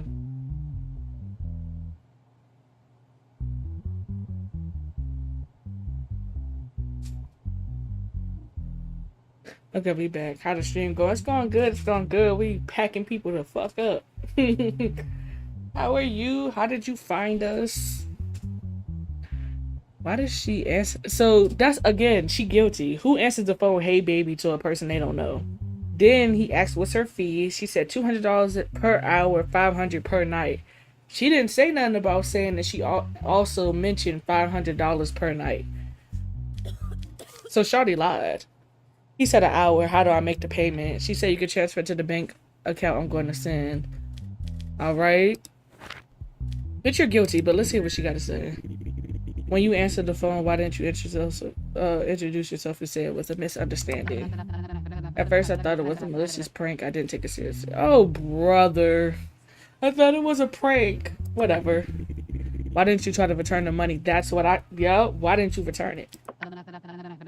Gonna go found you on the suggestions. Oh, definitely suggestions. That's great. Well, I'm a variety streamer. We stream a whole lot of different things here. Among Us, Fall Guys, Sims. I'm into a lot of PC simulator games such as this one. We got Retro Rewind that we got in our arsenal. We play Grand Theft Auto. We're about to be welcoming Call of Duty. We play Fortnite. So yeah, we play a whole bunch of stuff over here. And it's always a good time. Always a good time. Do you stream also? Why should I return it when some idiot sent it? Because you are, man. I'm ready to lock her up. Lock her the fuck up. Alright, whatever, that's fraud. Okay, that's not sexual assault. Wow, rape is crazy. Theft, fraud, 4 years in jail. Pack her ass up. I'm not doing this with her today. 4 years in jail. There's no digital evidence. She claiming she thought it was a joke.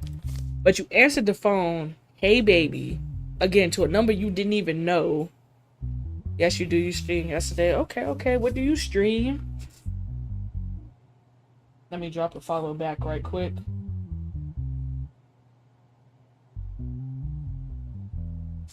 Oh, y'all just reminded me. I didn't even post in one of the jumps I was supposed to post in.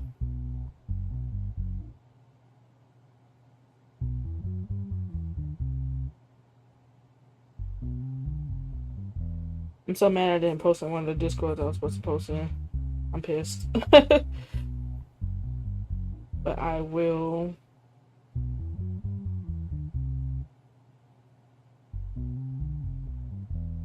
Just update it. But yeah, she answered the phone, hey baby. He asked what's her fee. She talking about $200 per hour, $500 per night. Girl, bye. What was it again? Fraud, 4 years in jail. And let me see, she don't have no prior criminal record, right? Yeah. I forgot that fast. Oh, 4 years in jail. Guilty. 4 years. Have a great day. What I get? A result of the decision you made, we raised your salary. $900. Thank ya. W raise. Fortnite card, GTA, Red Dead, Marvel Rise. Okay. Oh, Red Dead 1, that's dope. I have never played the first Red Dead. I just jumped into Red Dead 2, The Redemption. I am supposed to be starting that over so I can make it a YouTube series. We about to get back in our Uncharted bag. Cause I gotta finish my Uncharted series and my Mafia. I gotta finish Mafia as well. So we're gonna be working on those come here soon. Come on, $860. You know where we going.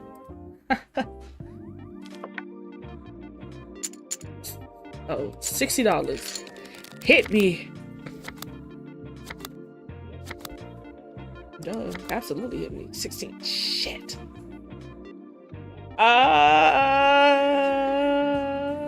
God. It'll be just my luck they get 18. But it'll be just my luck. 15, 17, 19, 20, 21. I have to get a 5. Let's stay. Oh my fucking god. Pack this game the fuck up. I'm leaving. My luck has ran out. Let's go to the bar. Let's increase our mental health. $40 for a glass of wine? Bitch, suck it. She's tweaking. Go to the store and buy a glass of wine for less than $15. We tripping. She wilder. Who we got? Alright. We got Samir Haddad. No criminal record. His mental health is fine. Oh gosh, human trafficking. The incident occurred after midnight during a routine check. The patrol team signaled for a suspicious minibus. Although the vehicle managed to escape for a while, it was eventually captured after pursuit. Okay, so you ran. Guilty. During inspection of the vehicle, it was observed that multiple migrants of undetermined nationality were being transported in cramped conditions. Therefore, an investigation was immediately launched for human smuggling. I knew how dangerous this job was, but I had been unemployed for a long time, and the burden of not being able to support my family never left my shoulders. In this crisis, I reached a point where I would do anything for money. I have 11 siblings. So you just admitted that you did it. There is digital evidence in this case. Okay. He just admitted that he did it. He already admitted that he did it. We didn't even need camera records, none of that. He said he did it, but let's talk to him, I guess. In your statement, you said you did this to support your family. Did your family know that you did this? No. My family never knew that I was involved. They only knew that I was in a difficult situation. Why didn't you look for a legal job to deal with your like, hello? McDonald's? Burger King? Dairy Queen? Like, why didn't you go get a job? I'm confused. You applied for various jobs, but I wasn't accepted in most places due to my lack of experience. I found short-term jobs. How much you want to get back? He was being picky about the jobs that he applied for, because that's usually the case when it comes down to people. Because what do most people say they don't want to do? Work fast food. I guarantee you he ain't try. So how did you find this job? A friend told me that this kind of work was going around on the border. I got in touch with a few people. You gotta go. You gotta get packed up.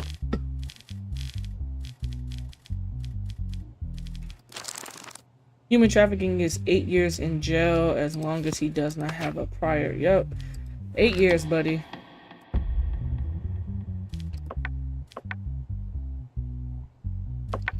Have a great day.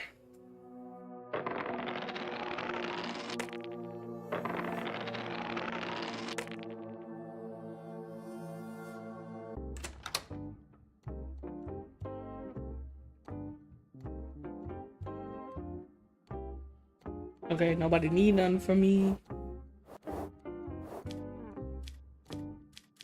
His mental health is...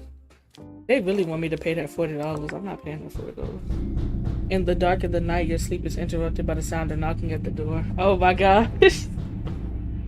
Oh, I'm scared. I'm scared. I'm scared.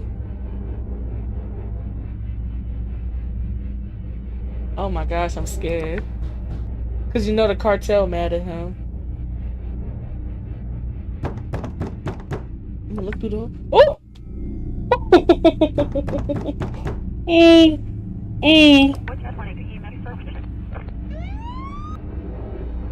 Oh my gosh. Somebody tried to kill me. Nah, hell no. Hell no. Oh, hell no. Oh, that's scary. Novacell and George Voss. What we got popping? What the hell is that? Oh.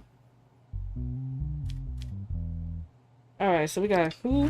What's his name? George versus Novacell. Compensation lawsuit filed by George against Consumer Electronics Novacell. Who the fuck sneezed in my courtroom? The burnt battery of the Novacell brand phone belonging to the individual.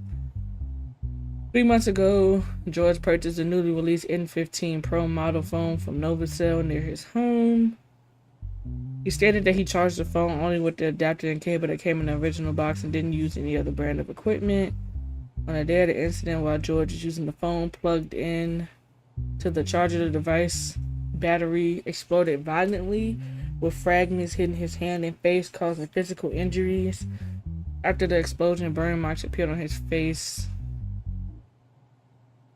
I'm both double-sided. That's definitely fucked up on Novacell part because it shouldn't have blew up. But two, they technically tell you you're not supposed to use your phone while it's plugged in. But we all do that shit anyways. George, who applied to the Novacells, was turned away on the grounds of user error and was even dismissed without any inspection. Having the phone hung up, he filed a compensation of $250,000. Okay, what Novacell got to say? George said he owned the phone for less than 3 months. I always charged the device with its original adapter. Following instruction that day while the phone was plugged in, it exploded in my hand. I didn't even understand what was happening. Furniture was damaged. When he called the servants, they did nothing but defend their own products. They said, our phones don't explode. You must have used it incorrectly and didn't even take me seriously. Okay, yeah. Pack their ass up. Novacell. Okay, so this is Novacell side. It's a brand with international quality certifications. Our products undergo hundreds of stress tests. The plaintiff's claims are unfounded.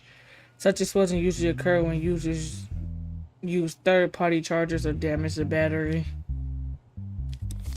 But he said he didn't use no other chargers.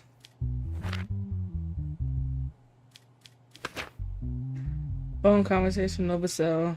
Your phone exploded in my hand. My face is covered in burns and I can't use my hand. We're sorry, but this is caused by user error. Please use the username. Damn, that fucking yeah, Karen indeed. I only use the charger you provided. What am I supposed to do now? Our devices do not explode for no reason. We will not be. I won't be able to help you. Good day. And she hung up in his face. She said, "I will sue you." The conversation is concluded. Yeah, pack their ass up. Pack their ass up. Pack them up. But let's hear. Nova said that you are at fault. What do you have to say to that? I think this is an attempt to evade responsibility. They need to conduct an inspection. No one provided me with a technical report without even listening to the incident. They blame me and close the case. It claims that you did not take him seriously. Is that true? Absolutely not. We are a company that prioritizes customer. However, we believe the incident resulted from uses contrary. We did not accept the claim. There are many people who try to exploit companies. They should not be taken seriously. The shit blew up, man. The shit blew up in his face, shawty. Like, what? Man.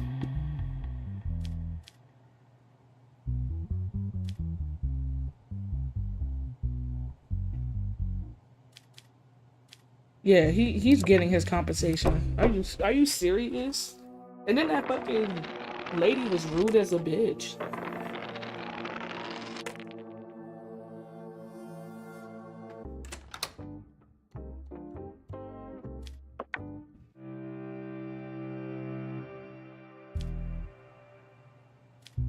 Oh, he already got a one shoot on.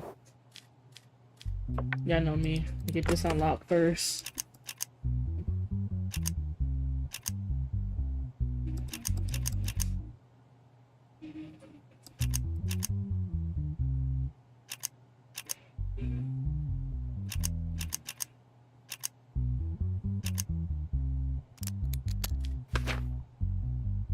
Alright.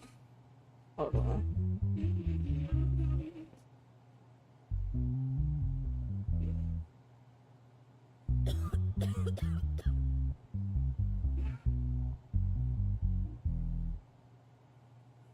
He's gonna tell me this is the same shit with a red rose and something on the chest.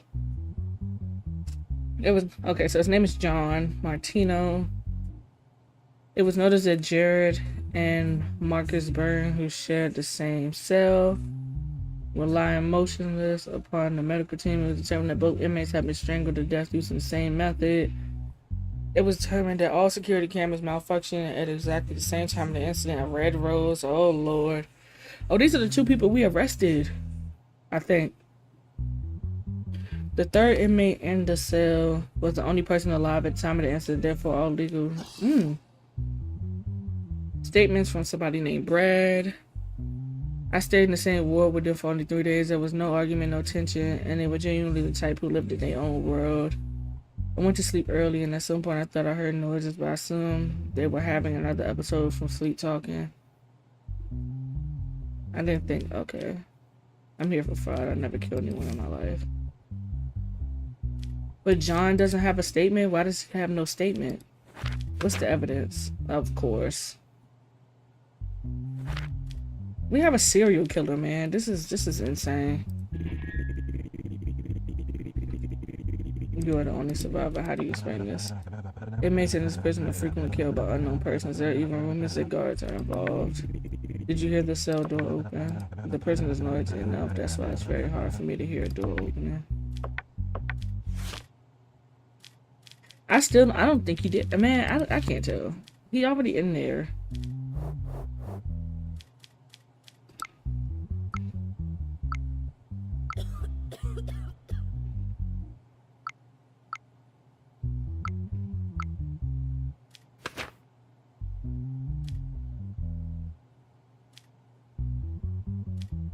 Oh.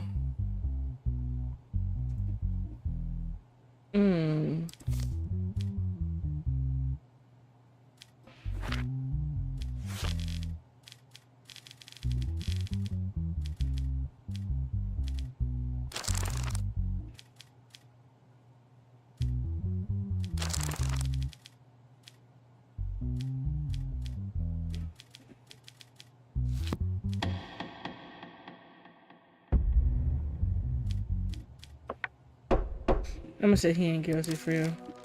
Hey, raise your salary $1,000 this week.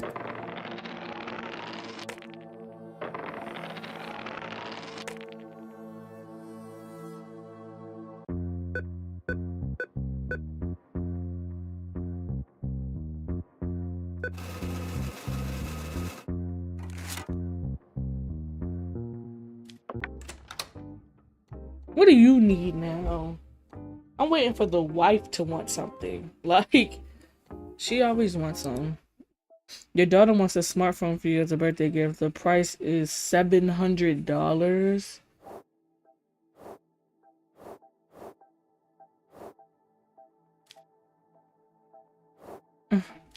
Whatever. Yeah, you can have it.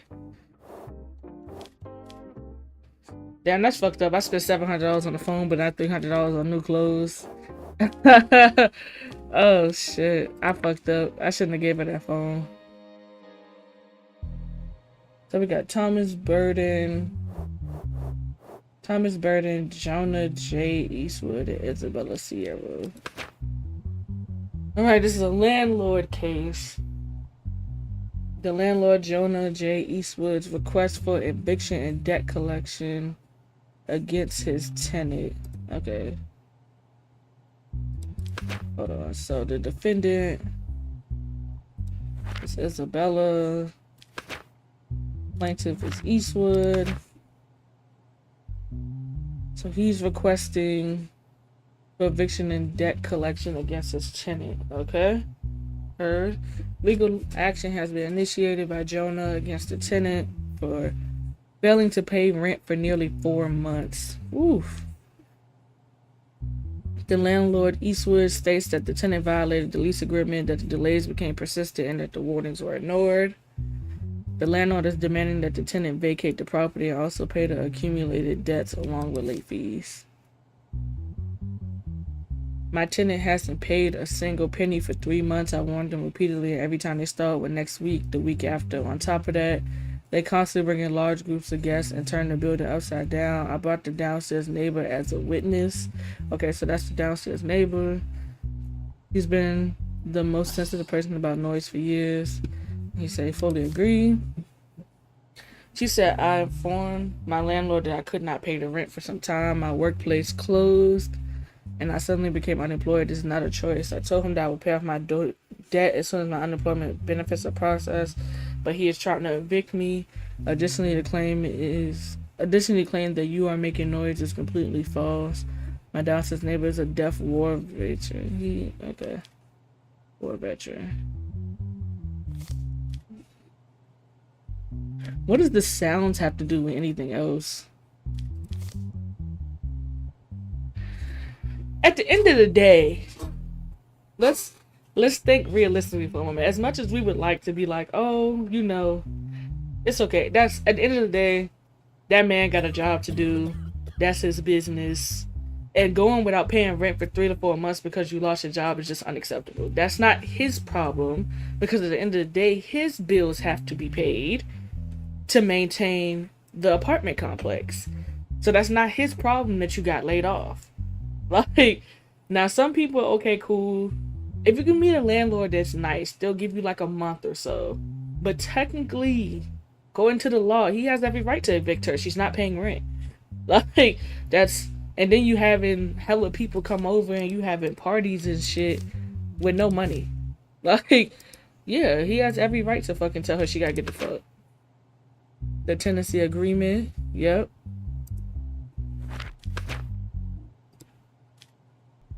Let me make sure ain't no digital evidence. Like, she dead wrong. It's that simple. He's not wrong at all. Eviction and debt collection. I'm ruling in his defense.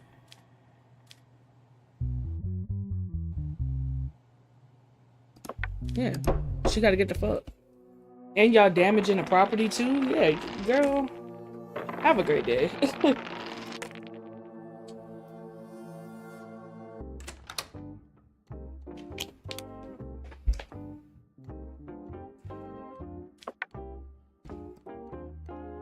I'm ready to bet $100 at the casino. We ready to get this right.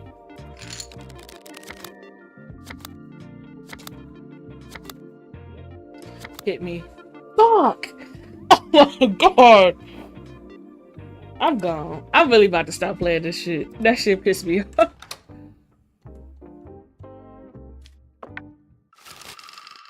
Bill passed. Immigrants who commit a crime will now be deported.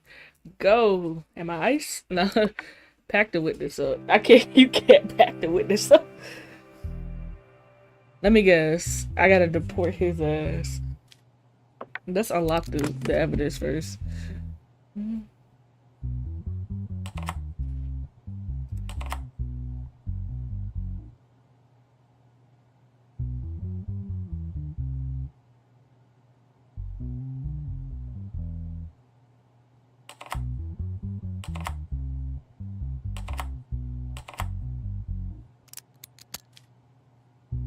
Now what we got?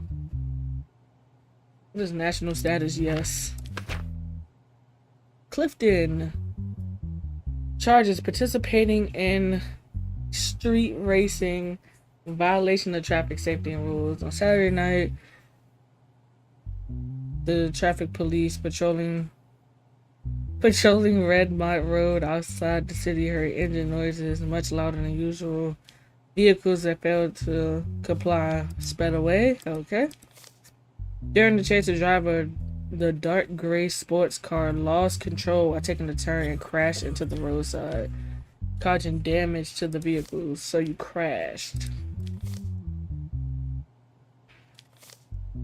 I had no intention of participating in the race that night. I went out with the city to test my car while driving. I saw several vehicles sped past me. I realized they were racing, but I had no connection. When I saw the police light, I sped up out of fear. This may have been a mistake.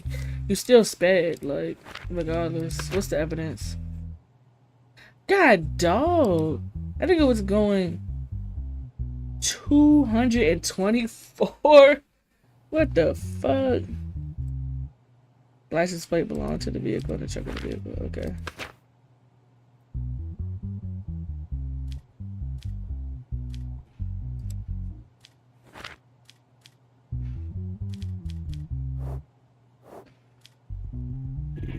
Please can show that your vehicle reached a speed of 224. Let me calculate that to miles. Like how many miles per hour that is.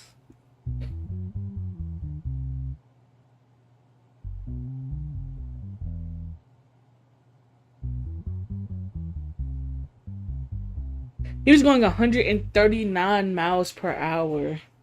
God damn. Y'all, at that moment, I felt the stopping would have got me. Have you ever participated in street racing? Yes, but this time it was just a misunderstanding. Yeah, shut up. It's a coincidence. Is it a coincidence that your vehicle's license plate was removed? I left my vehicle at the service until they temporarily removed it.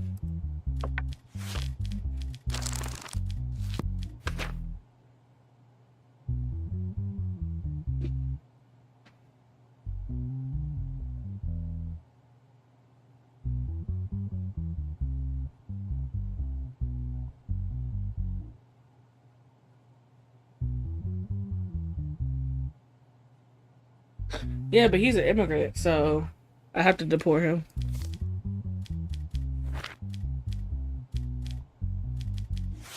Even with his traffic offenses, like, it's a $5,000 fine. Wait, does he have a criminal record? He does.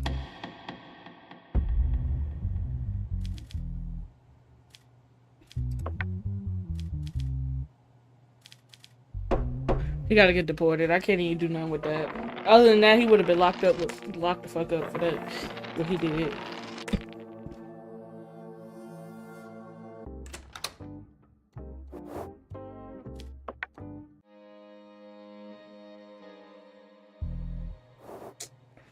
Probability of being arrested went up. Did I make the wrong choice?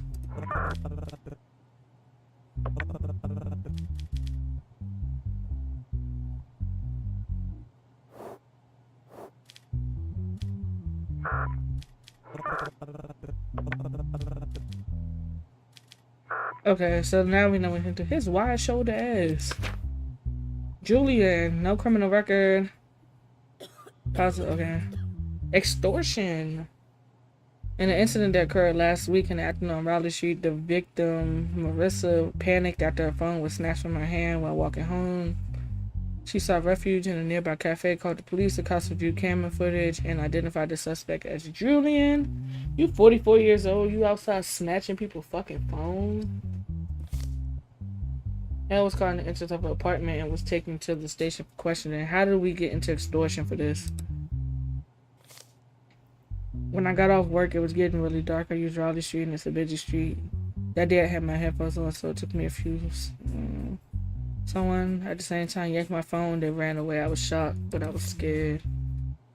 He didn't want to hurt anyone. His life fell apart. He lost his job, and his landlord was at his door over rent. As I was walking down the street, there was a woman holding her phone. Only thing I was thinking about, if I sell this, I can get through rent for the day. Okay, so he took her phone to sell it. Again, not understanding extortion. Digital evidence in this case. Not him snatching the phone. Nigga, you're guilty, but let's see what you guys say. Did you know the victim previously? No, I saw her for the first time that day. What I did was completely unplanned. Are you aware of the consequences? Of course I knew, but I was under too much pressure. That doesn't justify what I did. Okay. Check. No criminal record, so you do get a regular punishment. 2 years in jail.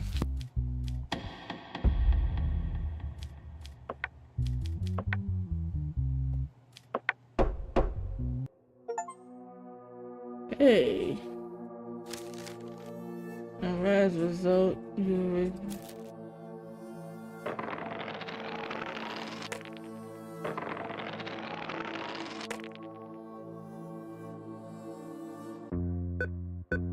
payday, yo. We got paid $1,200, house, rent, and bills.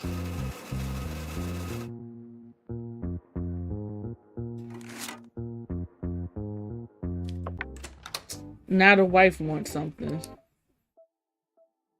Your wife wants a car. A weekly payment of $1,000 will be total of $50. Once accepted, the first installment is paid right away. Your sanity will drop severely. Oh my god.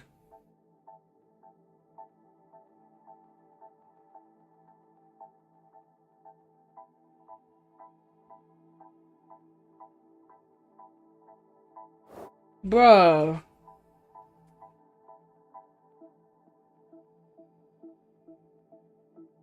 Why do this is what pisses me off. Why do they wait until the day I get paid to want to do something that literally takes every last dime I have?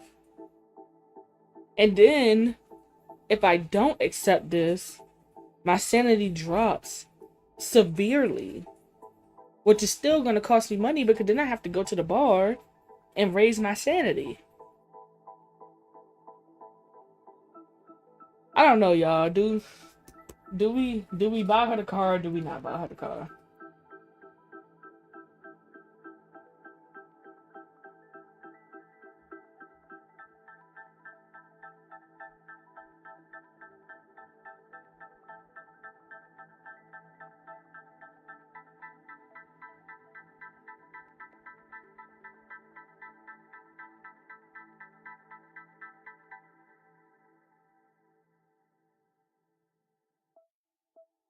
I don't know, man. Poll is up. Do we buy her a car or do we say hell no?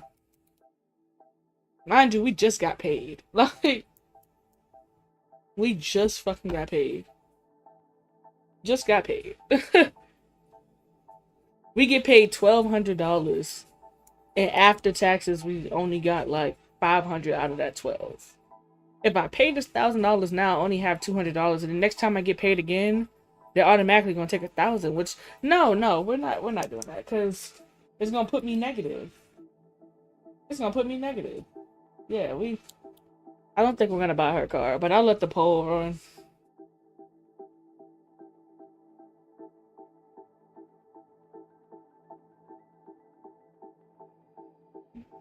I don't think it's worth it.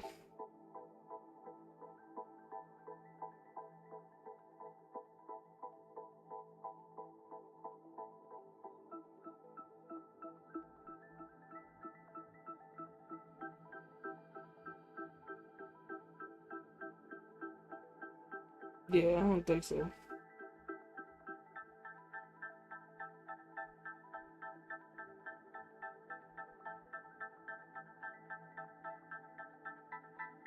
I think we just I think we just not gonna buy her a car. Let's just. I ain't tripping. Have a great day. Yeah, $1,200. I'll, bitch.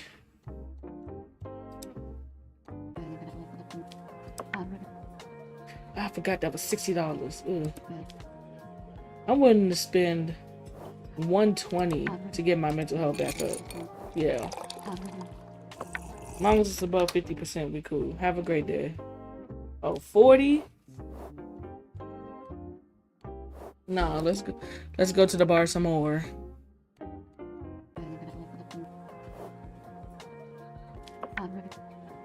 $80?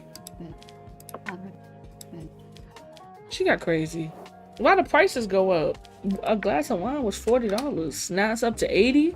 You're tripping. I guess because I'm trying to do it in the same day. Maybe we'll try to get them on. Oh, Lord. A bomb attack. The cartel carried out a bomb attack on the building. 19 civilians lost their lives, and 2 members were injured. The cartel leader has been captured. Oh, fuck.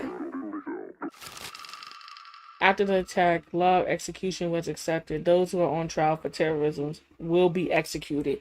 Ooh, worrisome ass fucking family. I mean, he literally just got paid, and you want to take 1,000 out of the dollars I just fucking earned to go get a car, and she not even going nowhere, girl. But now we get to execute another fucker. So this is gonna be execution. Oh, guilty. Why is my possibility of arrest so fucking high? Criminal record, and he's supposed to be deported though.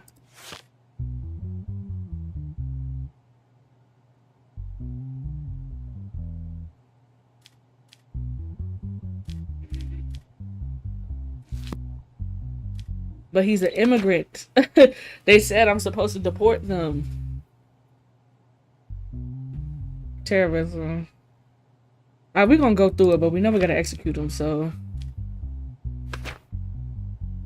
And last week, it was determined that all 5 attacks. Hold on, let me make sure I ain't no envelope. Okay. 18 members have been captured. Alright, Armando. Some of the captured men get turned informant and identified as the coordinator. He was taken into custody during a raid at his home. If we are sitting here today, the only reason is to stay corrupt. We had weapons in our hands. They had power in theirs. Yes, I gave the order for the attack because they slaughtered Jared and Marcus in prison. The state and its leash dog, the mafia, betrayed us. Oh, okay.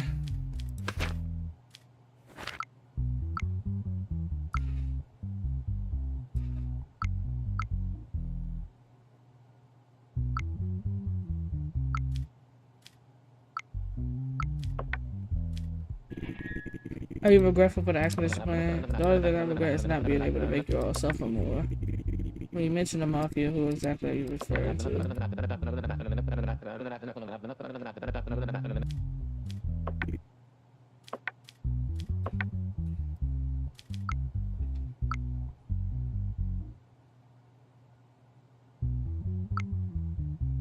Alright, digital evidence. We are waiting your order, sir. Armando, enter the parliament at this most crowded time. Bring that building down on their heads. But that would be suicide. Do not question my orders. Your orders will be carried out, sir. He didn't give a fuck if his members died. He said, nigga, I said. Yeah, we're just gonna go ahead and execute you. Have a great day.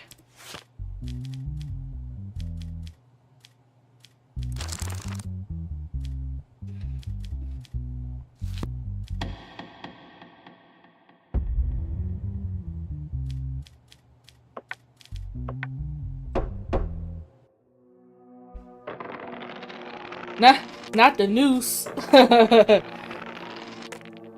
Oh my gosh, when I tell you they're gonna want me dead even more now. Jesus.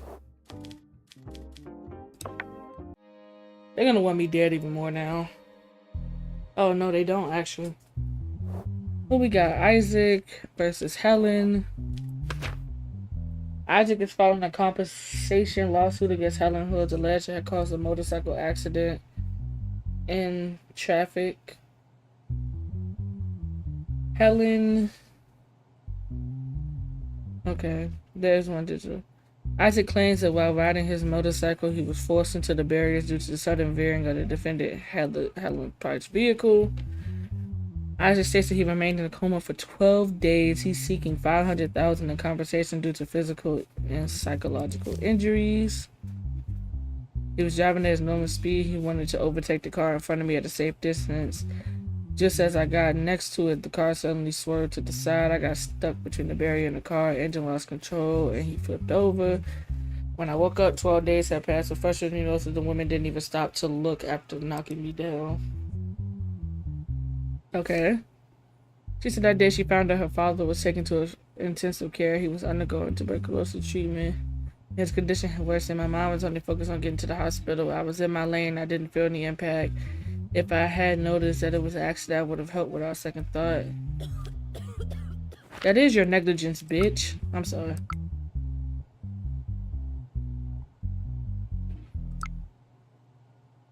Girl. Bye. You did it. Have a great day. I'll talk to them though. Mr. North, do you admit that you entered the other party's lane during the overtaking?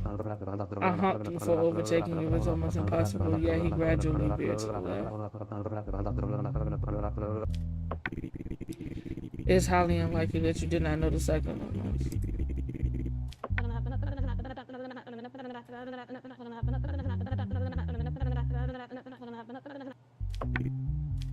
Yeah, pack her out.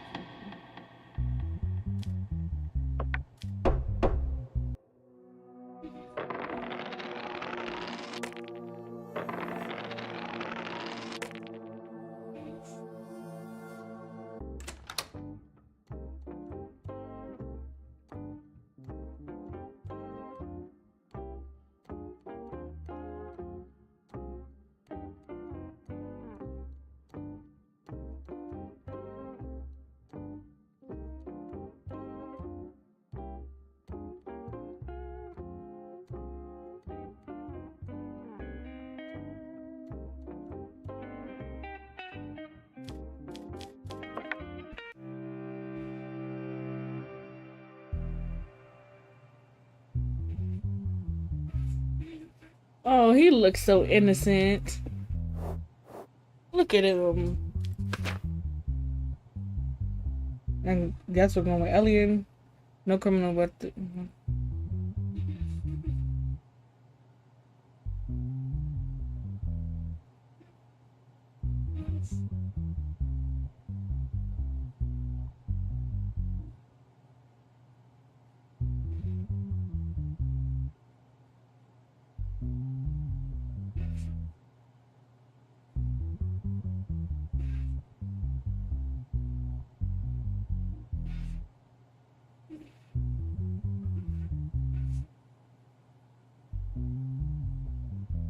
oh, I did the wrong thing for the person then. If that was no, then I would have what you call it, but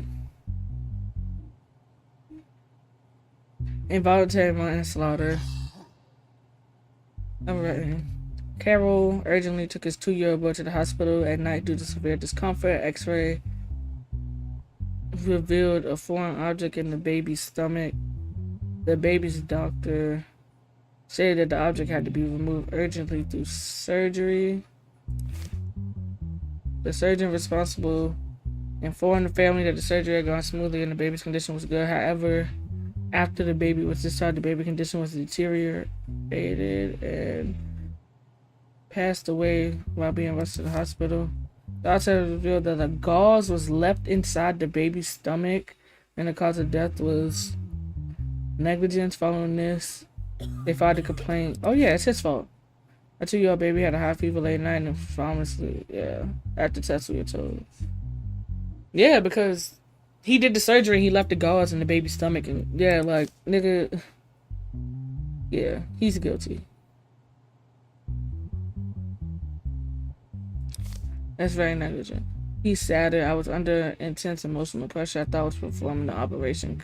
You thought? You must have missed a gauze during the check. He accepted responsibility and he apologized. Okay. And that's the gauze. Oh, let's talk to him first. He summarized what happened. I had fought with my family that day. My mind was still there and I wasn't mentally well. I told me there was no other available surgeon. The baby needed. We're not letting him go. You killed somebody.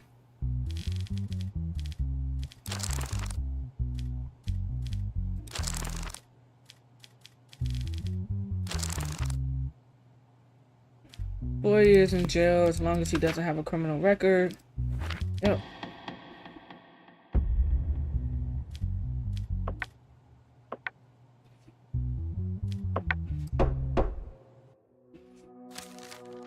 Hey.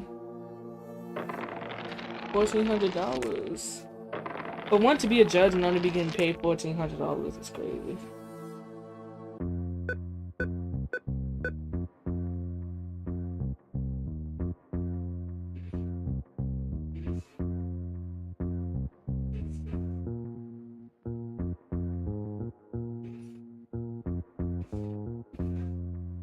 See, yeah, out of $1,400, I only get $900, and you think I'm gonna pay $1,000 every time I get paid for a fucking car?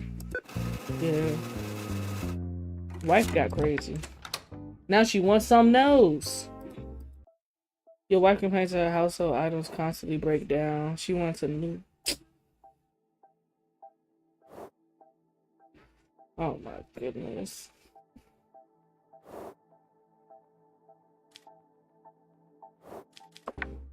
Ugh.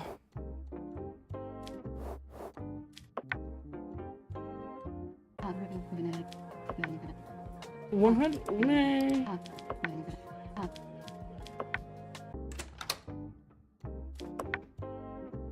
Always want something, for real.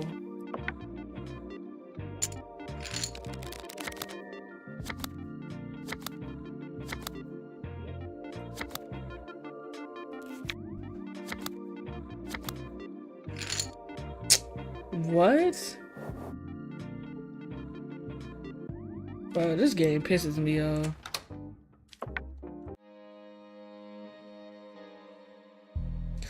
This Joker looking ass nigga. What is this?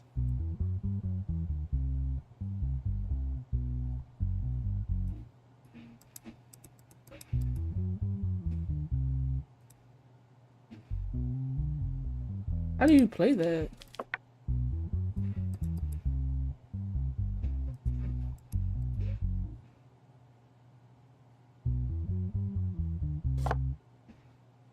Oh, okay.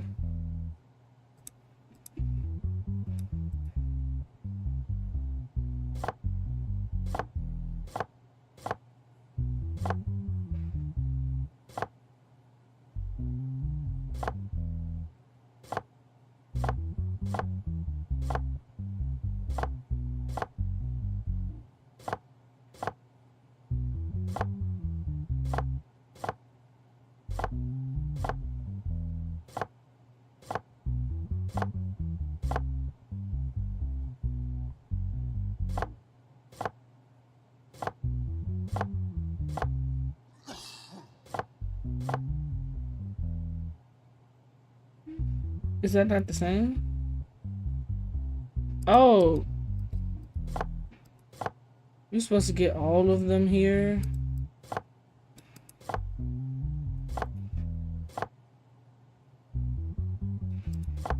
I didn't know that you were supposed to get all of them here.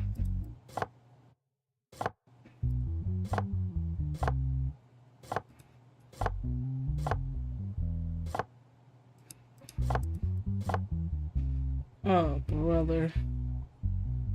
Can I start over? No. Oh, this is so tedious.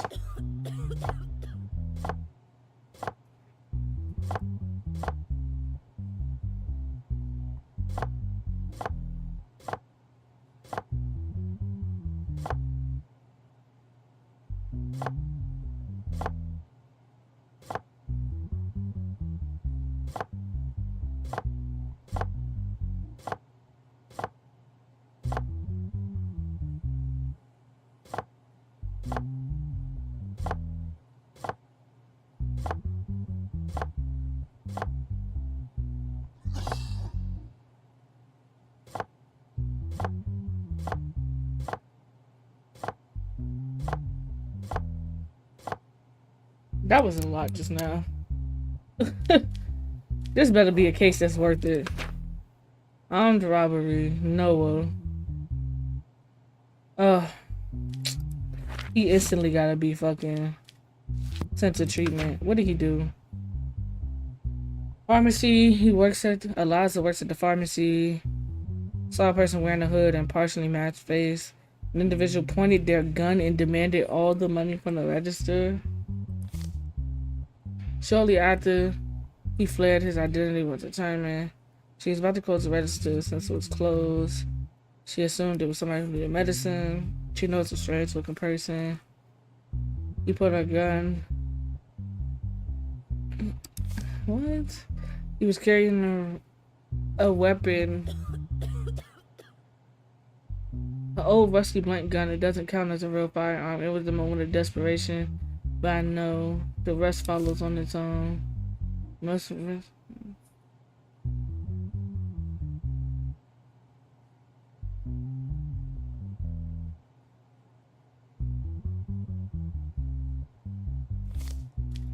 Okay, hold on.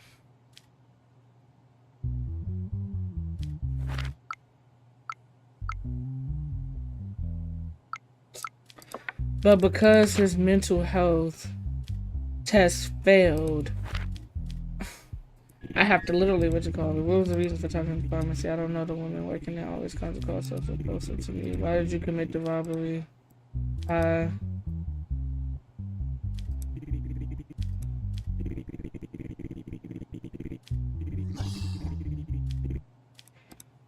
Oh my gosh. That pissed me off. I would have locked his ass up anyways, but according to the rules, you gotta go for treatment. That's such bullshit. And nigga, you held the bitch at gunpoint and asked for money out the joint. I don't give a fuck what your mental status is. You don't do that shit.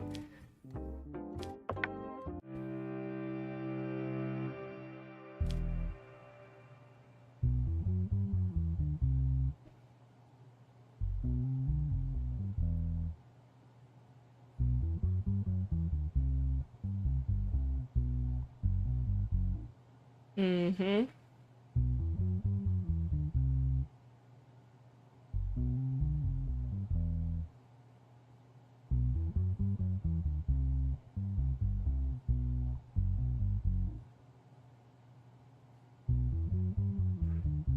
So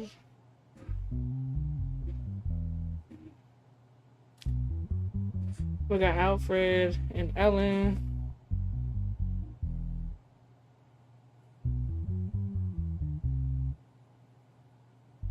All right, give me 1 second, y'all. I have to go put this food on. Give me un momento.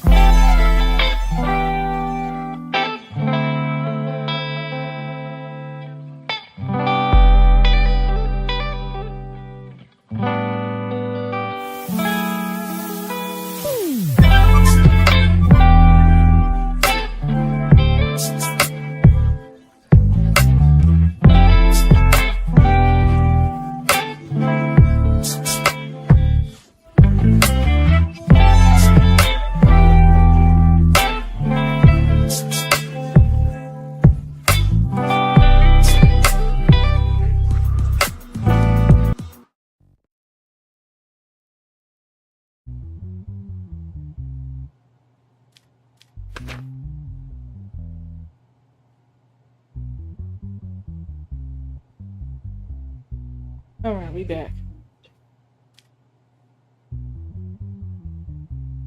Hold on. We got Alfred, Ellen, and Michael.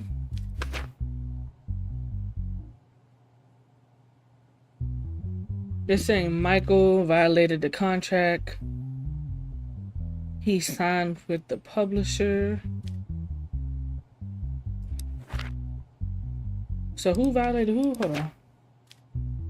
Michael violated the contract he signed with the publisher. Okay. We gotta get into who Ellen is.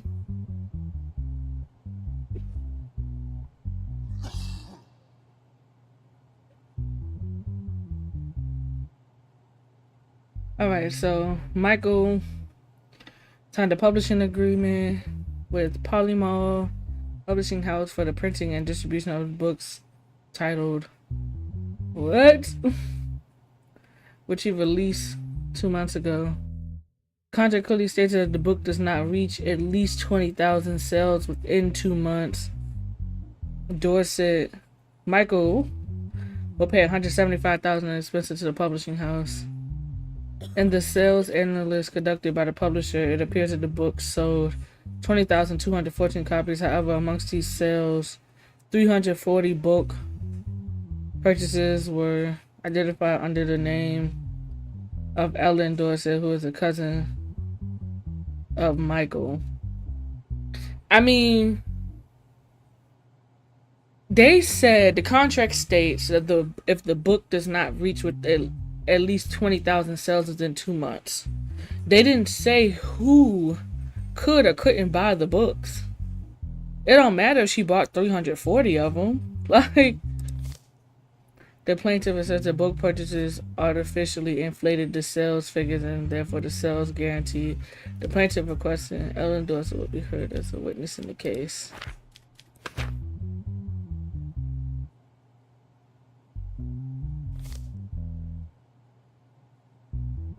Again, that would have had to be specified.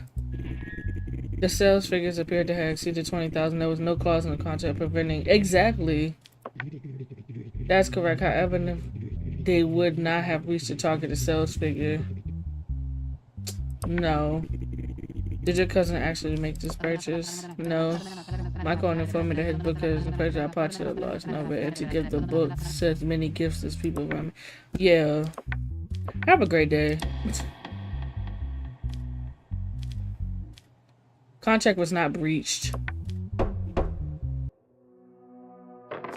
Like what? The contract didn't state that family members couldn't buy bulk books. Like what?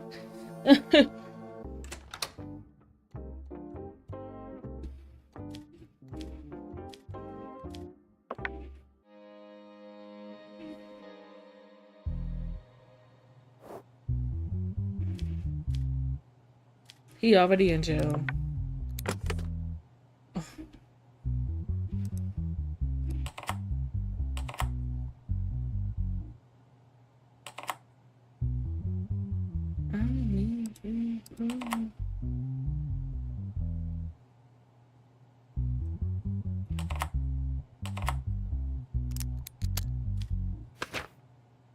Right, Valentine. Criminal record, no criminal record, but he's in here in a jumpsuit. Make it make sense. Charges. Oh, assassination, high treason. Hold on. Kate, who held a senior position, called high tech, was involved in an accident when a truck hit her car from behind. It seemed like a simple traffic accident, but the teams arriving at the scene found the situation was much more complicated. The crowbar found in the vehicle and the disappearance of the truck driver and the loss of a bag with access to classified information had completely changed direction. Autopsy revealed that Kate was not killed by the impact, but by a blow from an object resembling a crowbar. After determining that the person that was driving the truck, the police followed him and the individual was arrested. I was at the hotel clearing my mind, but I have no connection. I panicked during the accident.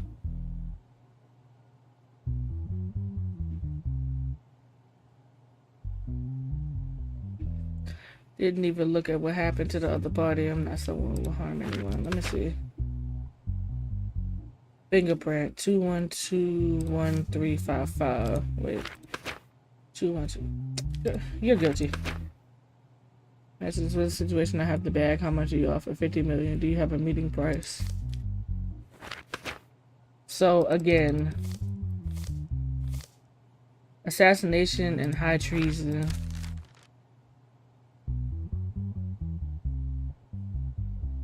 Do you want your oh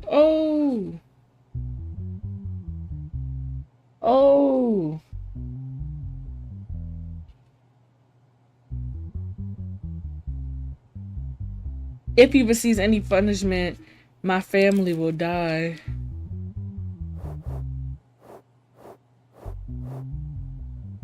Oh my god. Was there a crowbar in your vehicle? Your Honor, sometimes it was necessary to open the goods inside the truck.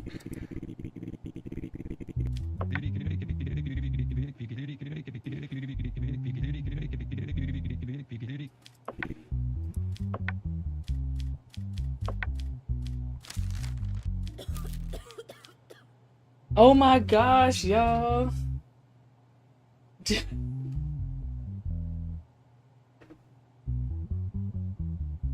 Oh my gosh.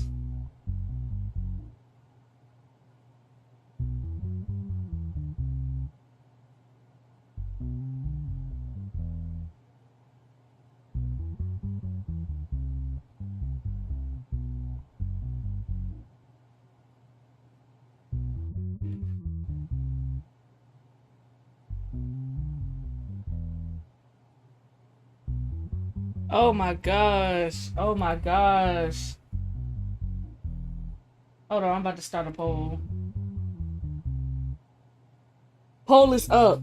If I sentence this man who killed somebody, assassination and high treason, if I sentence him, I will bear the consequences. If I don't sentence him, I could risk losing my job. And my probability of arrest is already high at a 30%. So I could get arrested. But not gonna lie, his family always asking for shit when he get paid. Like, yo, which irritates the fuck out of me because they be taking his money. I feel like I will arrest him. Like you hurt somebody, like on purpose. On purpose. She died. Like he killed somebody. Right, I'm gonna be packed up instead of him. The fuck? He gonna be free, able to kill somebody the fuck else.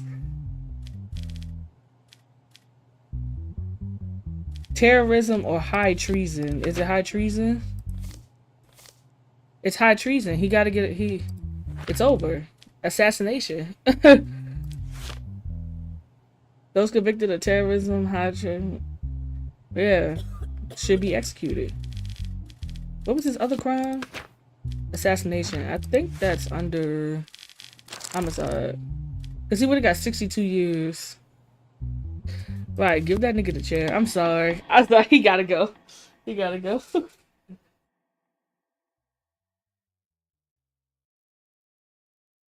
Wait. Yeah. Yeah. Wait. Hold on.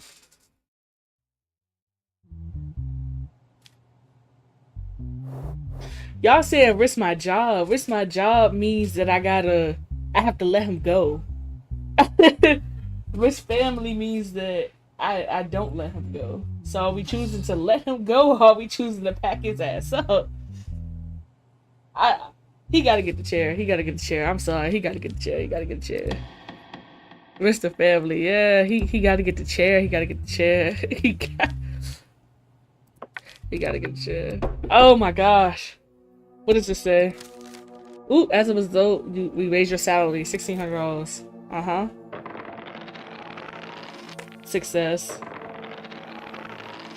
Success. Oh, let's see how much our assassination. We did have somebody knock on the door in a mask, and we called the cops. So, watch them ask for something. Watch. Oh, no. Mental health is cool. I'm gonna go risk $100 right quick, though. Wait, no. His mental health is kind of fine, low key. Low key. Low key.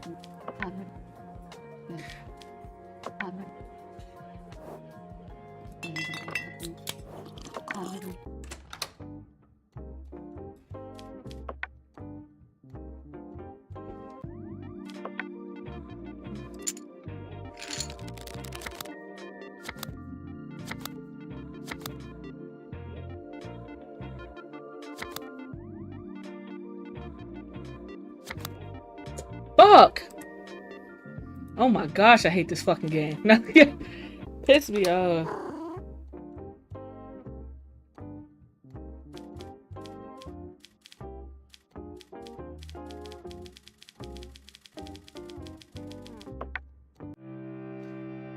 Oh god. Oh, our assassination only went up to 15%. Oh, well, he did say our family, so this ugly ass nigga. What did it say? Release and accept the $750 of you. See, here they go bribing me again. Release him and I'll get $750. Let's see what he did first. Let's see what he did first. Oh my gosh. This shit took so long. Hold on. Let's see what he did. Admin. Corruption? During the night hours, police unit carried out a large scale of gambling and prostitution. During the operation, Edmund was caught in the same room with a mafia member and an organized crime group. Upon the arrival of the police, first clashed with them and then committed suicide. Oh my god, the person killed themselves? In the hotel room. Addition to prostitutes, narcotics, and weapons, and cash, member of the parliament, Edmund, was taken into custody after his immunity was lifted. Yeah, $40 for a beer is crazy. He don't know what happened. He had a dinner. He was drunk. He remembered telling the driver to take him home. When I woke up, I found myself in a hotel room with men and women I didn't know.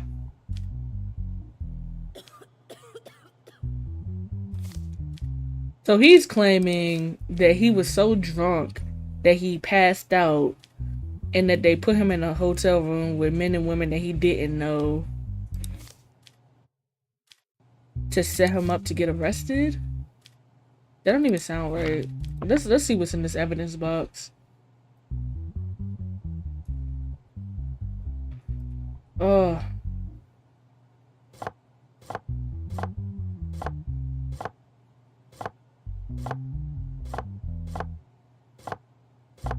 What?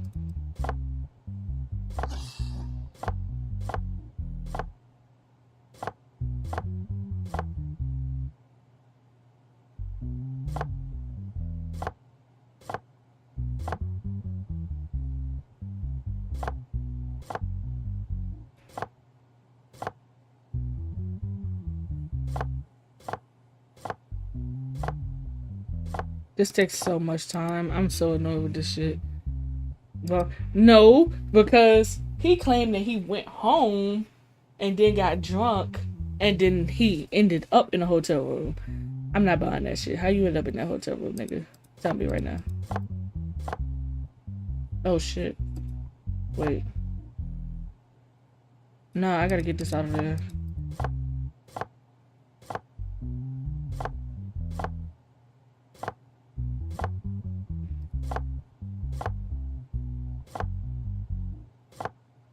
Wait. Wait.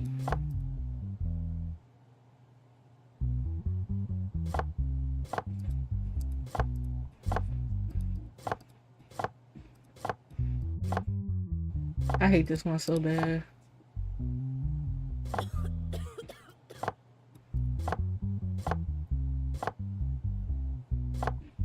Wait, this is gonna end up trapped.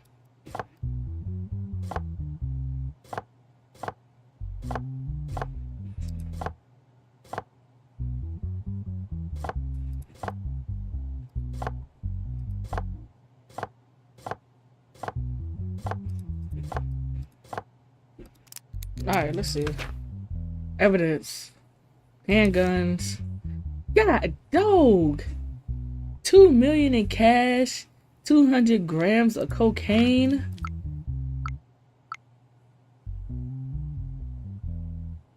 And he got into the car with them. The mafia keep trying to shake me down. I'm not doing it. Corruption. You're going to jail. Is that just his thing? His thing is just corruption?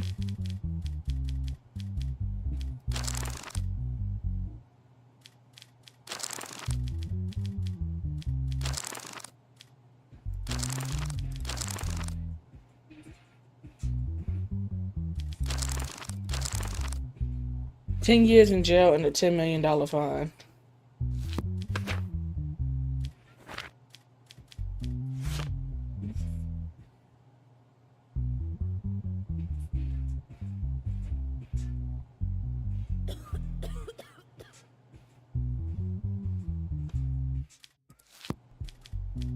Let's see what he got to say.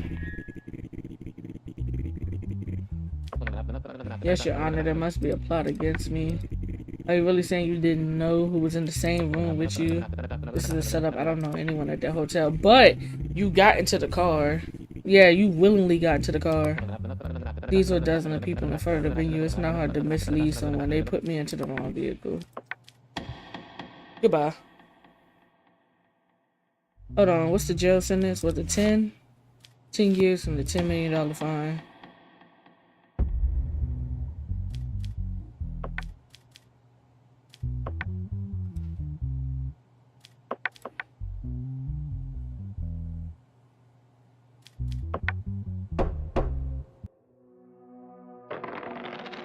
Not they want me to be a corrupt judge. Now maybe next time we play this game we'll be a corrupt judge, but I'm trying to see what happens if you play this game the right way. Oh, justice has been served. Okay. Support to decision. Judge cleared our conscience. Hey. Good job. Fight with corruption increases. The government announced that it would fight corruption to the end. The identity of the mafia leader still remains as a mystery. Shit.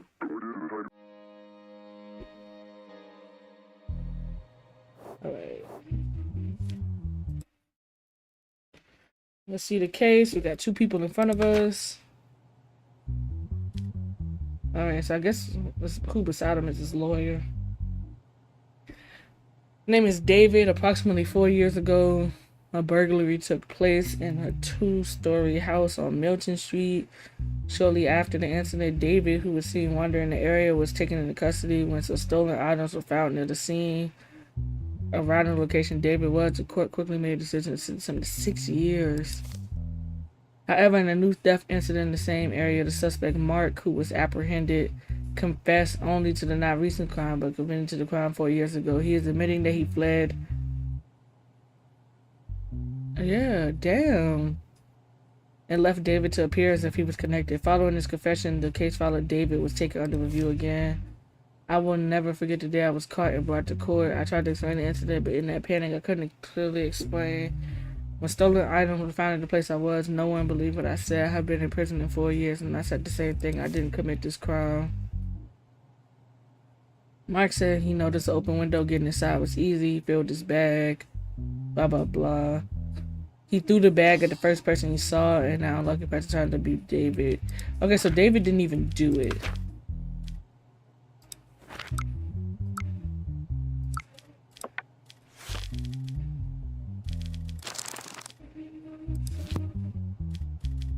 Okay, so somebody's admitting that he did, like, he was just in the wrong place at the wrong time, literally.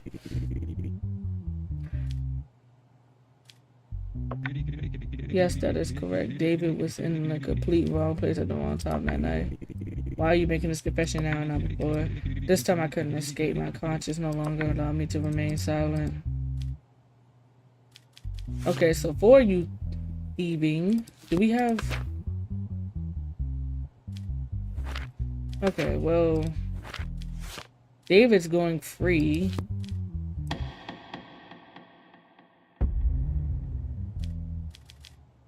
Release him.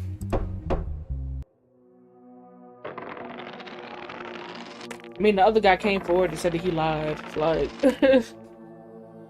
And that nigga David was in the wrong place at the wrong time.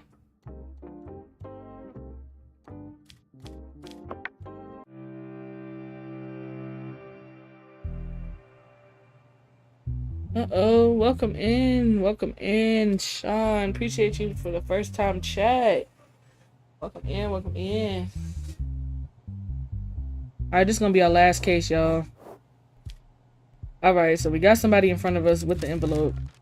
He must be punished no matter what. He is responsible for the death of the person I love most. If you do this, I'll give you $500. That note alone tells me that he didn't do this. But go off. Nolan, no criminal record. And he's an immigrant. Okay. Enticement to suicide. Of course. The incident occurred last week during the afternoon hours on the 9th floor of the Riverside Galleria business complex in the city. According to the Citizen Report, a young woman had crossed to the other side of the railings and people around her age were trying to persuade her. At the same time, a man from the crowd is said to have pushed the woman further into despair with his words. Ooh. Statements taken by the security officer who arrived at the scene strengthened the possibility of enticement. As a result, the suspect was identified.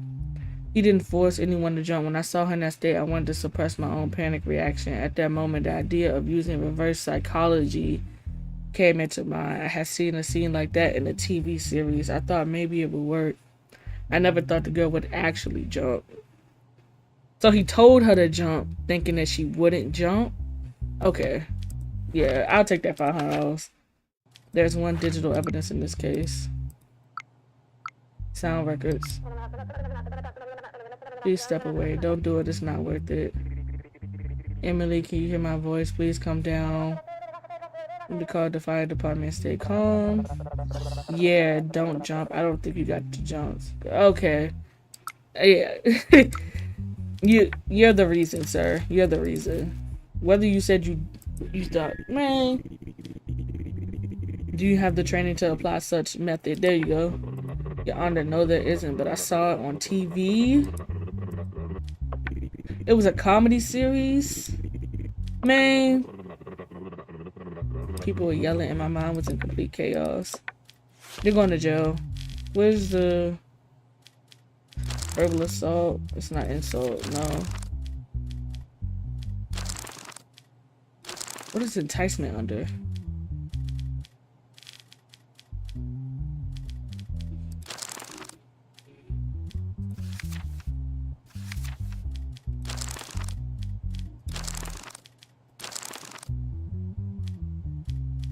Oh, instigation, okay.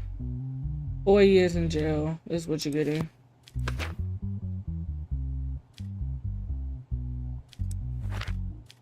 Oh, but he's supposed to be deported.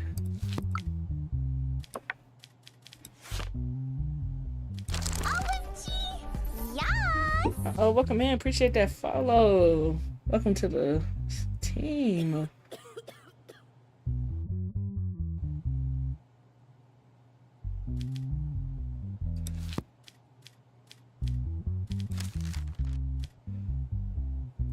Nah, we're punishing him. I don't care about that whole deporting his ass. Right, throw the book at him. We're not even deporting him. Don't lock his ass up.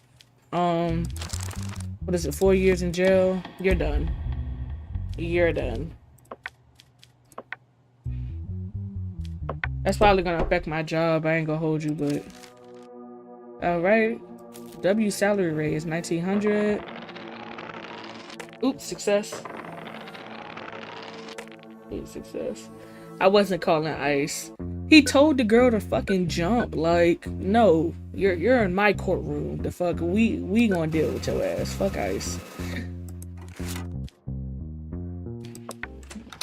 Oh my god, this bitch needs something. What do you need?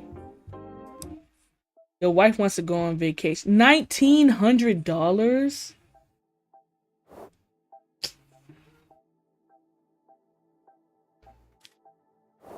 But if I don't do it, my mental health will decline. Just whatever. God damn, bitch.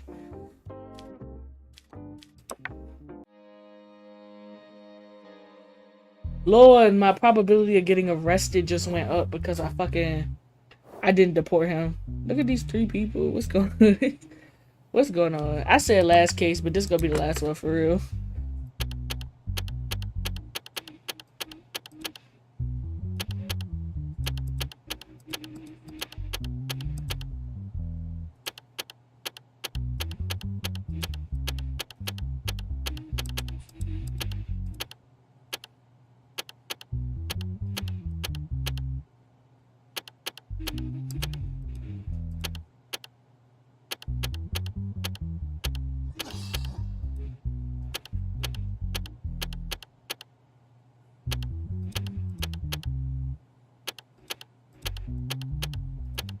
I think I'm fucking up.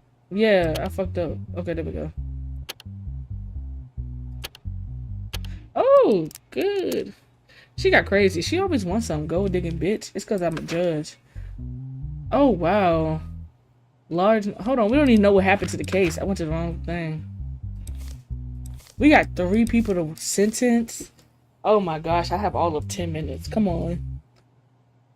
So we got Mateo, Arnold, and Jaro.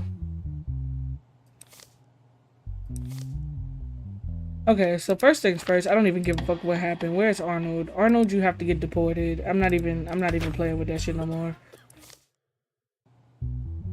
Arnold, deportation. Okay, that's that decision. You're done. All right.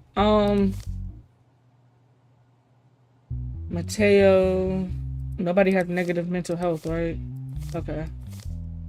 Yeah, they gotta go. I'm not even about to sit here and play. So the charges are armed trafficking and smuggling. A few months ago, a raid was conducted by police in the factory. Large number of weapons and ammunition was seized. This abandoned factory was used for the production of illegal weapons and ammunition. 3 people present at the time would be arrested, so we worried about Mateo and Jaro. Mateo says he has no involvement. He didn't know there was such a secret production at the place he visited upon Arnold Fuller's invitation. When he entered, he was shocked by what he saw. After realizing the situation was illegal, he wanted to leave, but the teams raided the place. I wanted to state that I was not involved in any crime. So Mateo says he don't know shit about it. Arnold, blah, blah, blah. We don't care what he got to say because he's deported. Jaro said although he's being shown at the center of the incident, it has nothing to do with the reality of Mateo. Come to the empty factory, we'll have a drink, and that's where I went. Shocked when I saw the setups, the police arrived, arresting all 3 of us. Ciao. Trafficking and smuggling. Let's see what else they found. Text messages, Mateo.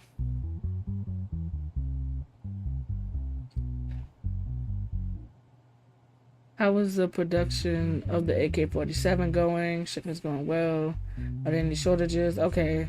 There's no okay. All this is confirming that them niggas knew what was going on. Okay. Arms trafficking and smuggling. You 3 have blamed each other. Were you all there by coincidence? I only reported what I saw. I met Jaro there. I just met Arnold. Who were you selling to? I have no connection to the Arnold, we don't care. In your statement, you said the person who called you was Jaro. I panicked and mixed up the names at that moment. What's your role in this incident? I was just in the wrong place at the wrong time. This is my crime, Your Honor. Okay.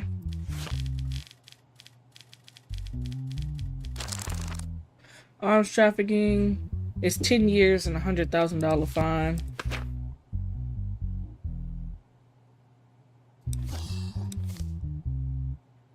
$10 years and $100,000 fine.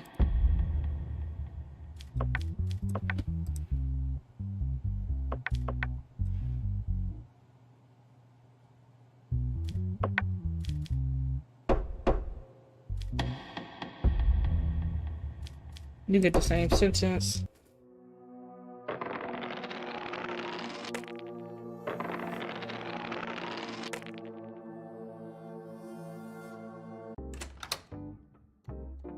I ain't gonna lie. Maybe the mafia waiting a minute, but ain't nothing happened to my family, so you feel me? Ain't nothing happened. Money good, mental health good, family good. Things were worse than ever. A Samba Island country, okay.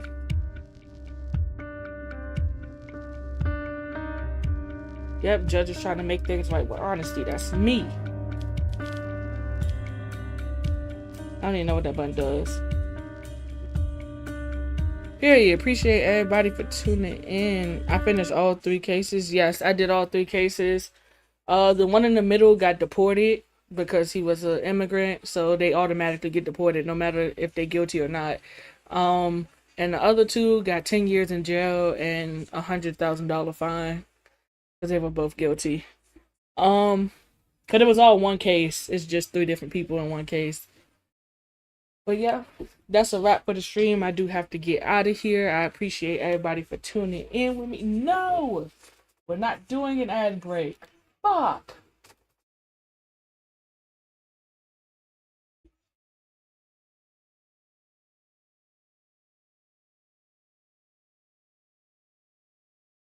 Goddamn ad. Jesus Christ.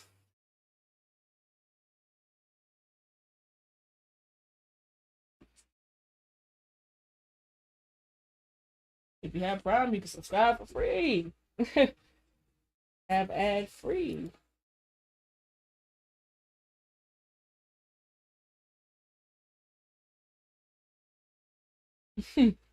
Ad be fucking me up because I be trying to do shit on my own.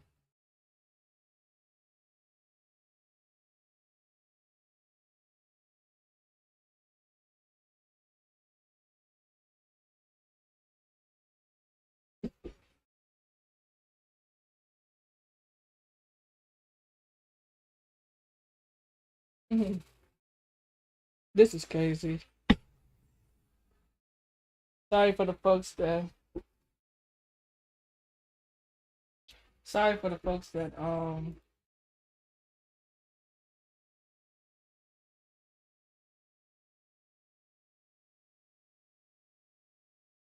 sorry to the folks that don't have ads that are on YouTube and TikTok. I'm sorry. Twitch got ads, so I had to what you call it.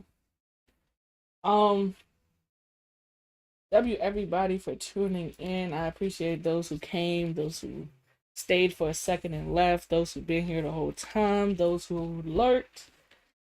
W Court, W me, W Judge. Judge Zaddy did the right thing on numerous occasions, despite wanting to be a little corrupt at some points, but definitely things. You play Monopoly and Family Feud and stuff? Oh my goodness, I love board games. We be looking for people to play with. Oh my goodness, because I know me and my boyfriend, we have like Monopoly, we have Uno. I know I have the Game of Life. I do not have Family Feud. I would not be opposed to playing that either. Not I'm your biggest fan, period. uh, we will be getting into COD. I do have Dead by Daylight. I have yet to play it because I don't know how to play it, but I do have it. I'm definitely open to learning how to play that. We play Fall Guys, we play Among Us, we play Grand Theft Auto. I do play a lot of PC games now, do a lot of simulators. We're on Retro Rewind now pretty heavily. We got, I think that's pretty much it. I'm about to start finishing my Uncharted series, my Mafia series. Definitely make sure you guys check out my YouTube for that. Me and my boyfriend are on It Takes Two right now, so that is the series that is currently going on.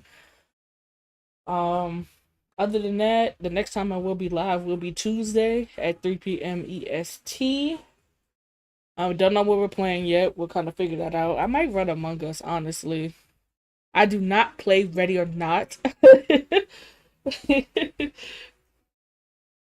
I'm not playing Ready or Not. I'll give it a try again on your system, but I as far as me buying the game, I'm not buying the game until I feel comfortable. Um, but yeah, that's about it, y'all.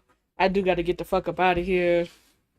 Um, I'm not good at it. I've never played it. I've only tried the tutorial. I couldn't even get past the damn tutorial. He's funny. Don't pay him no mind. Anyways, um, if I do decide to stream tomorrow, knowing me, it'll probably either be Sims or maybe maybe the Retro Rewind Simulator. It depends. If not, I'll stream something else. We'll figure out if I decide to stream it or not tomorrow. It's not confirmed, but maybe. Because my off days of streaming is Mondays and Saturdays, but I usually stream anyways. So we'll just see how I feel when I wake up tomorrow. If not, I'll be back on Tuesday. Um, Tuesday, Wednesday, Thursday, Friday. And yeah, that's a wrap. We be getting packed up. It's crazy. Definitely want to integrate Police Simulator back into the stream. We be having a good time on Police Simulator. Definitely be packing them folks the fuck up. Get down on the fucking ground. I be hollering. Hell yeah. Definitely good vibes. Appreciate you, Sean, for being the first time chatter and that follow of the day. That's so awesome. I definitely will be checking you out whenever I get a notification that you're live. If I catch it on time, I will be there. And yeah, I'm gonna catch y'all either tomorrow or Tuesday. And yeah, I gotta work on the outro. Gotta work on a fancy outro to kind of say when I get off of this bitch. But until then, yeah, what Rick be saying, suck it easy.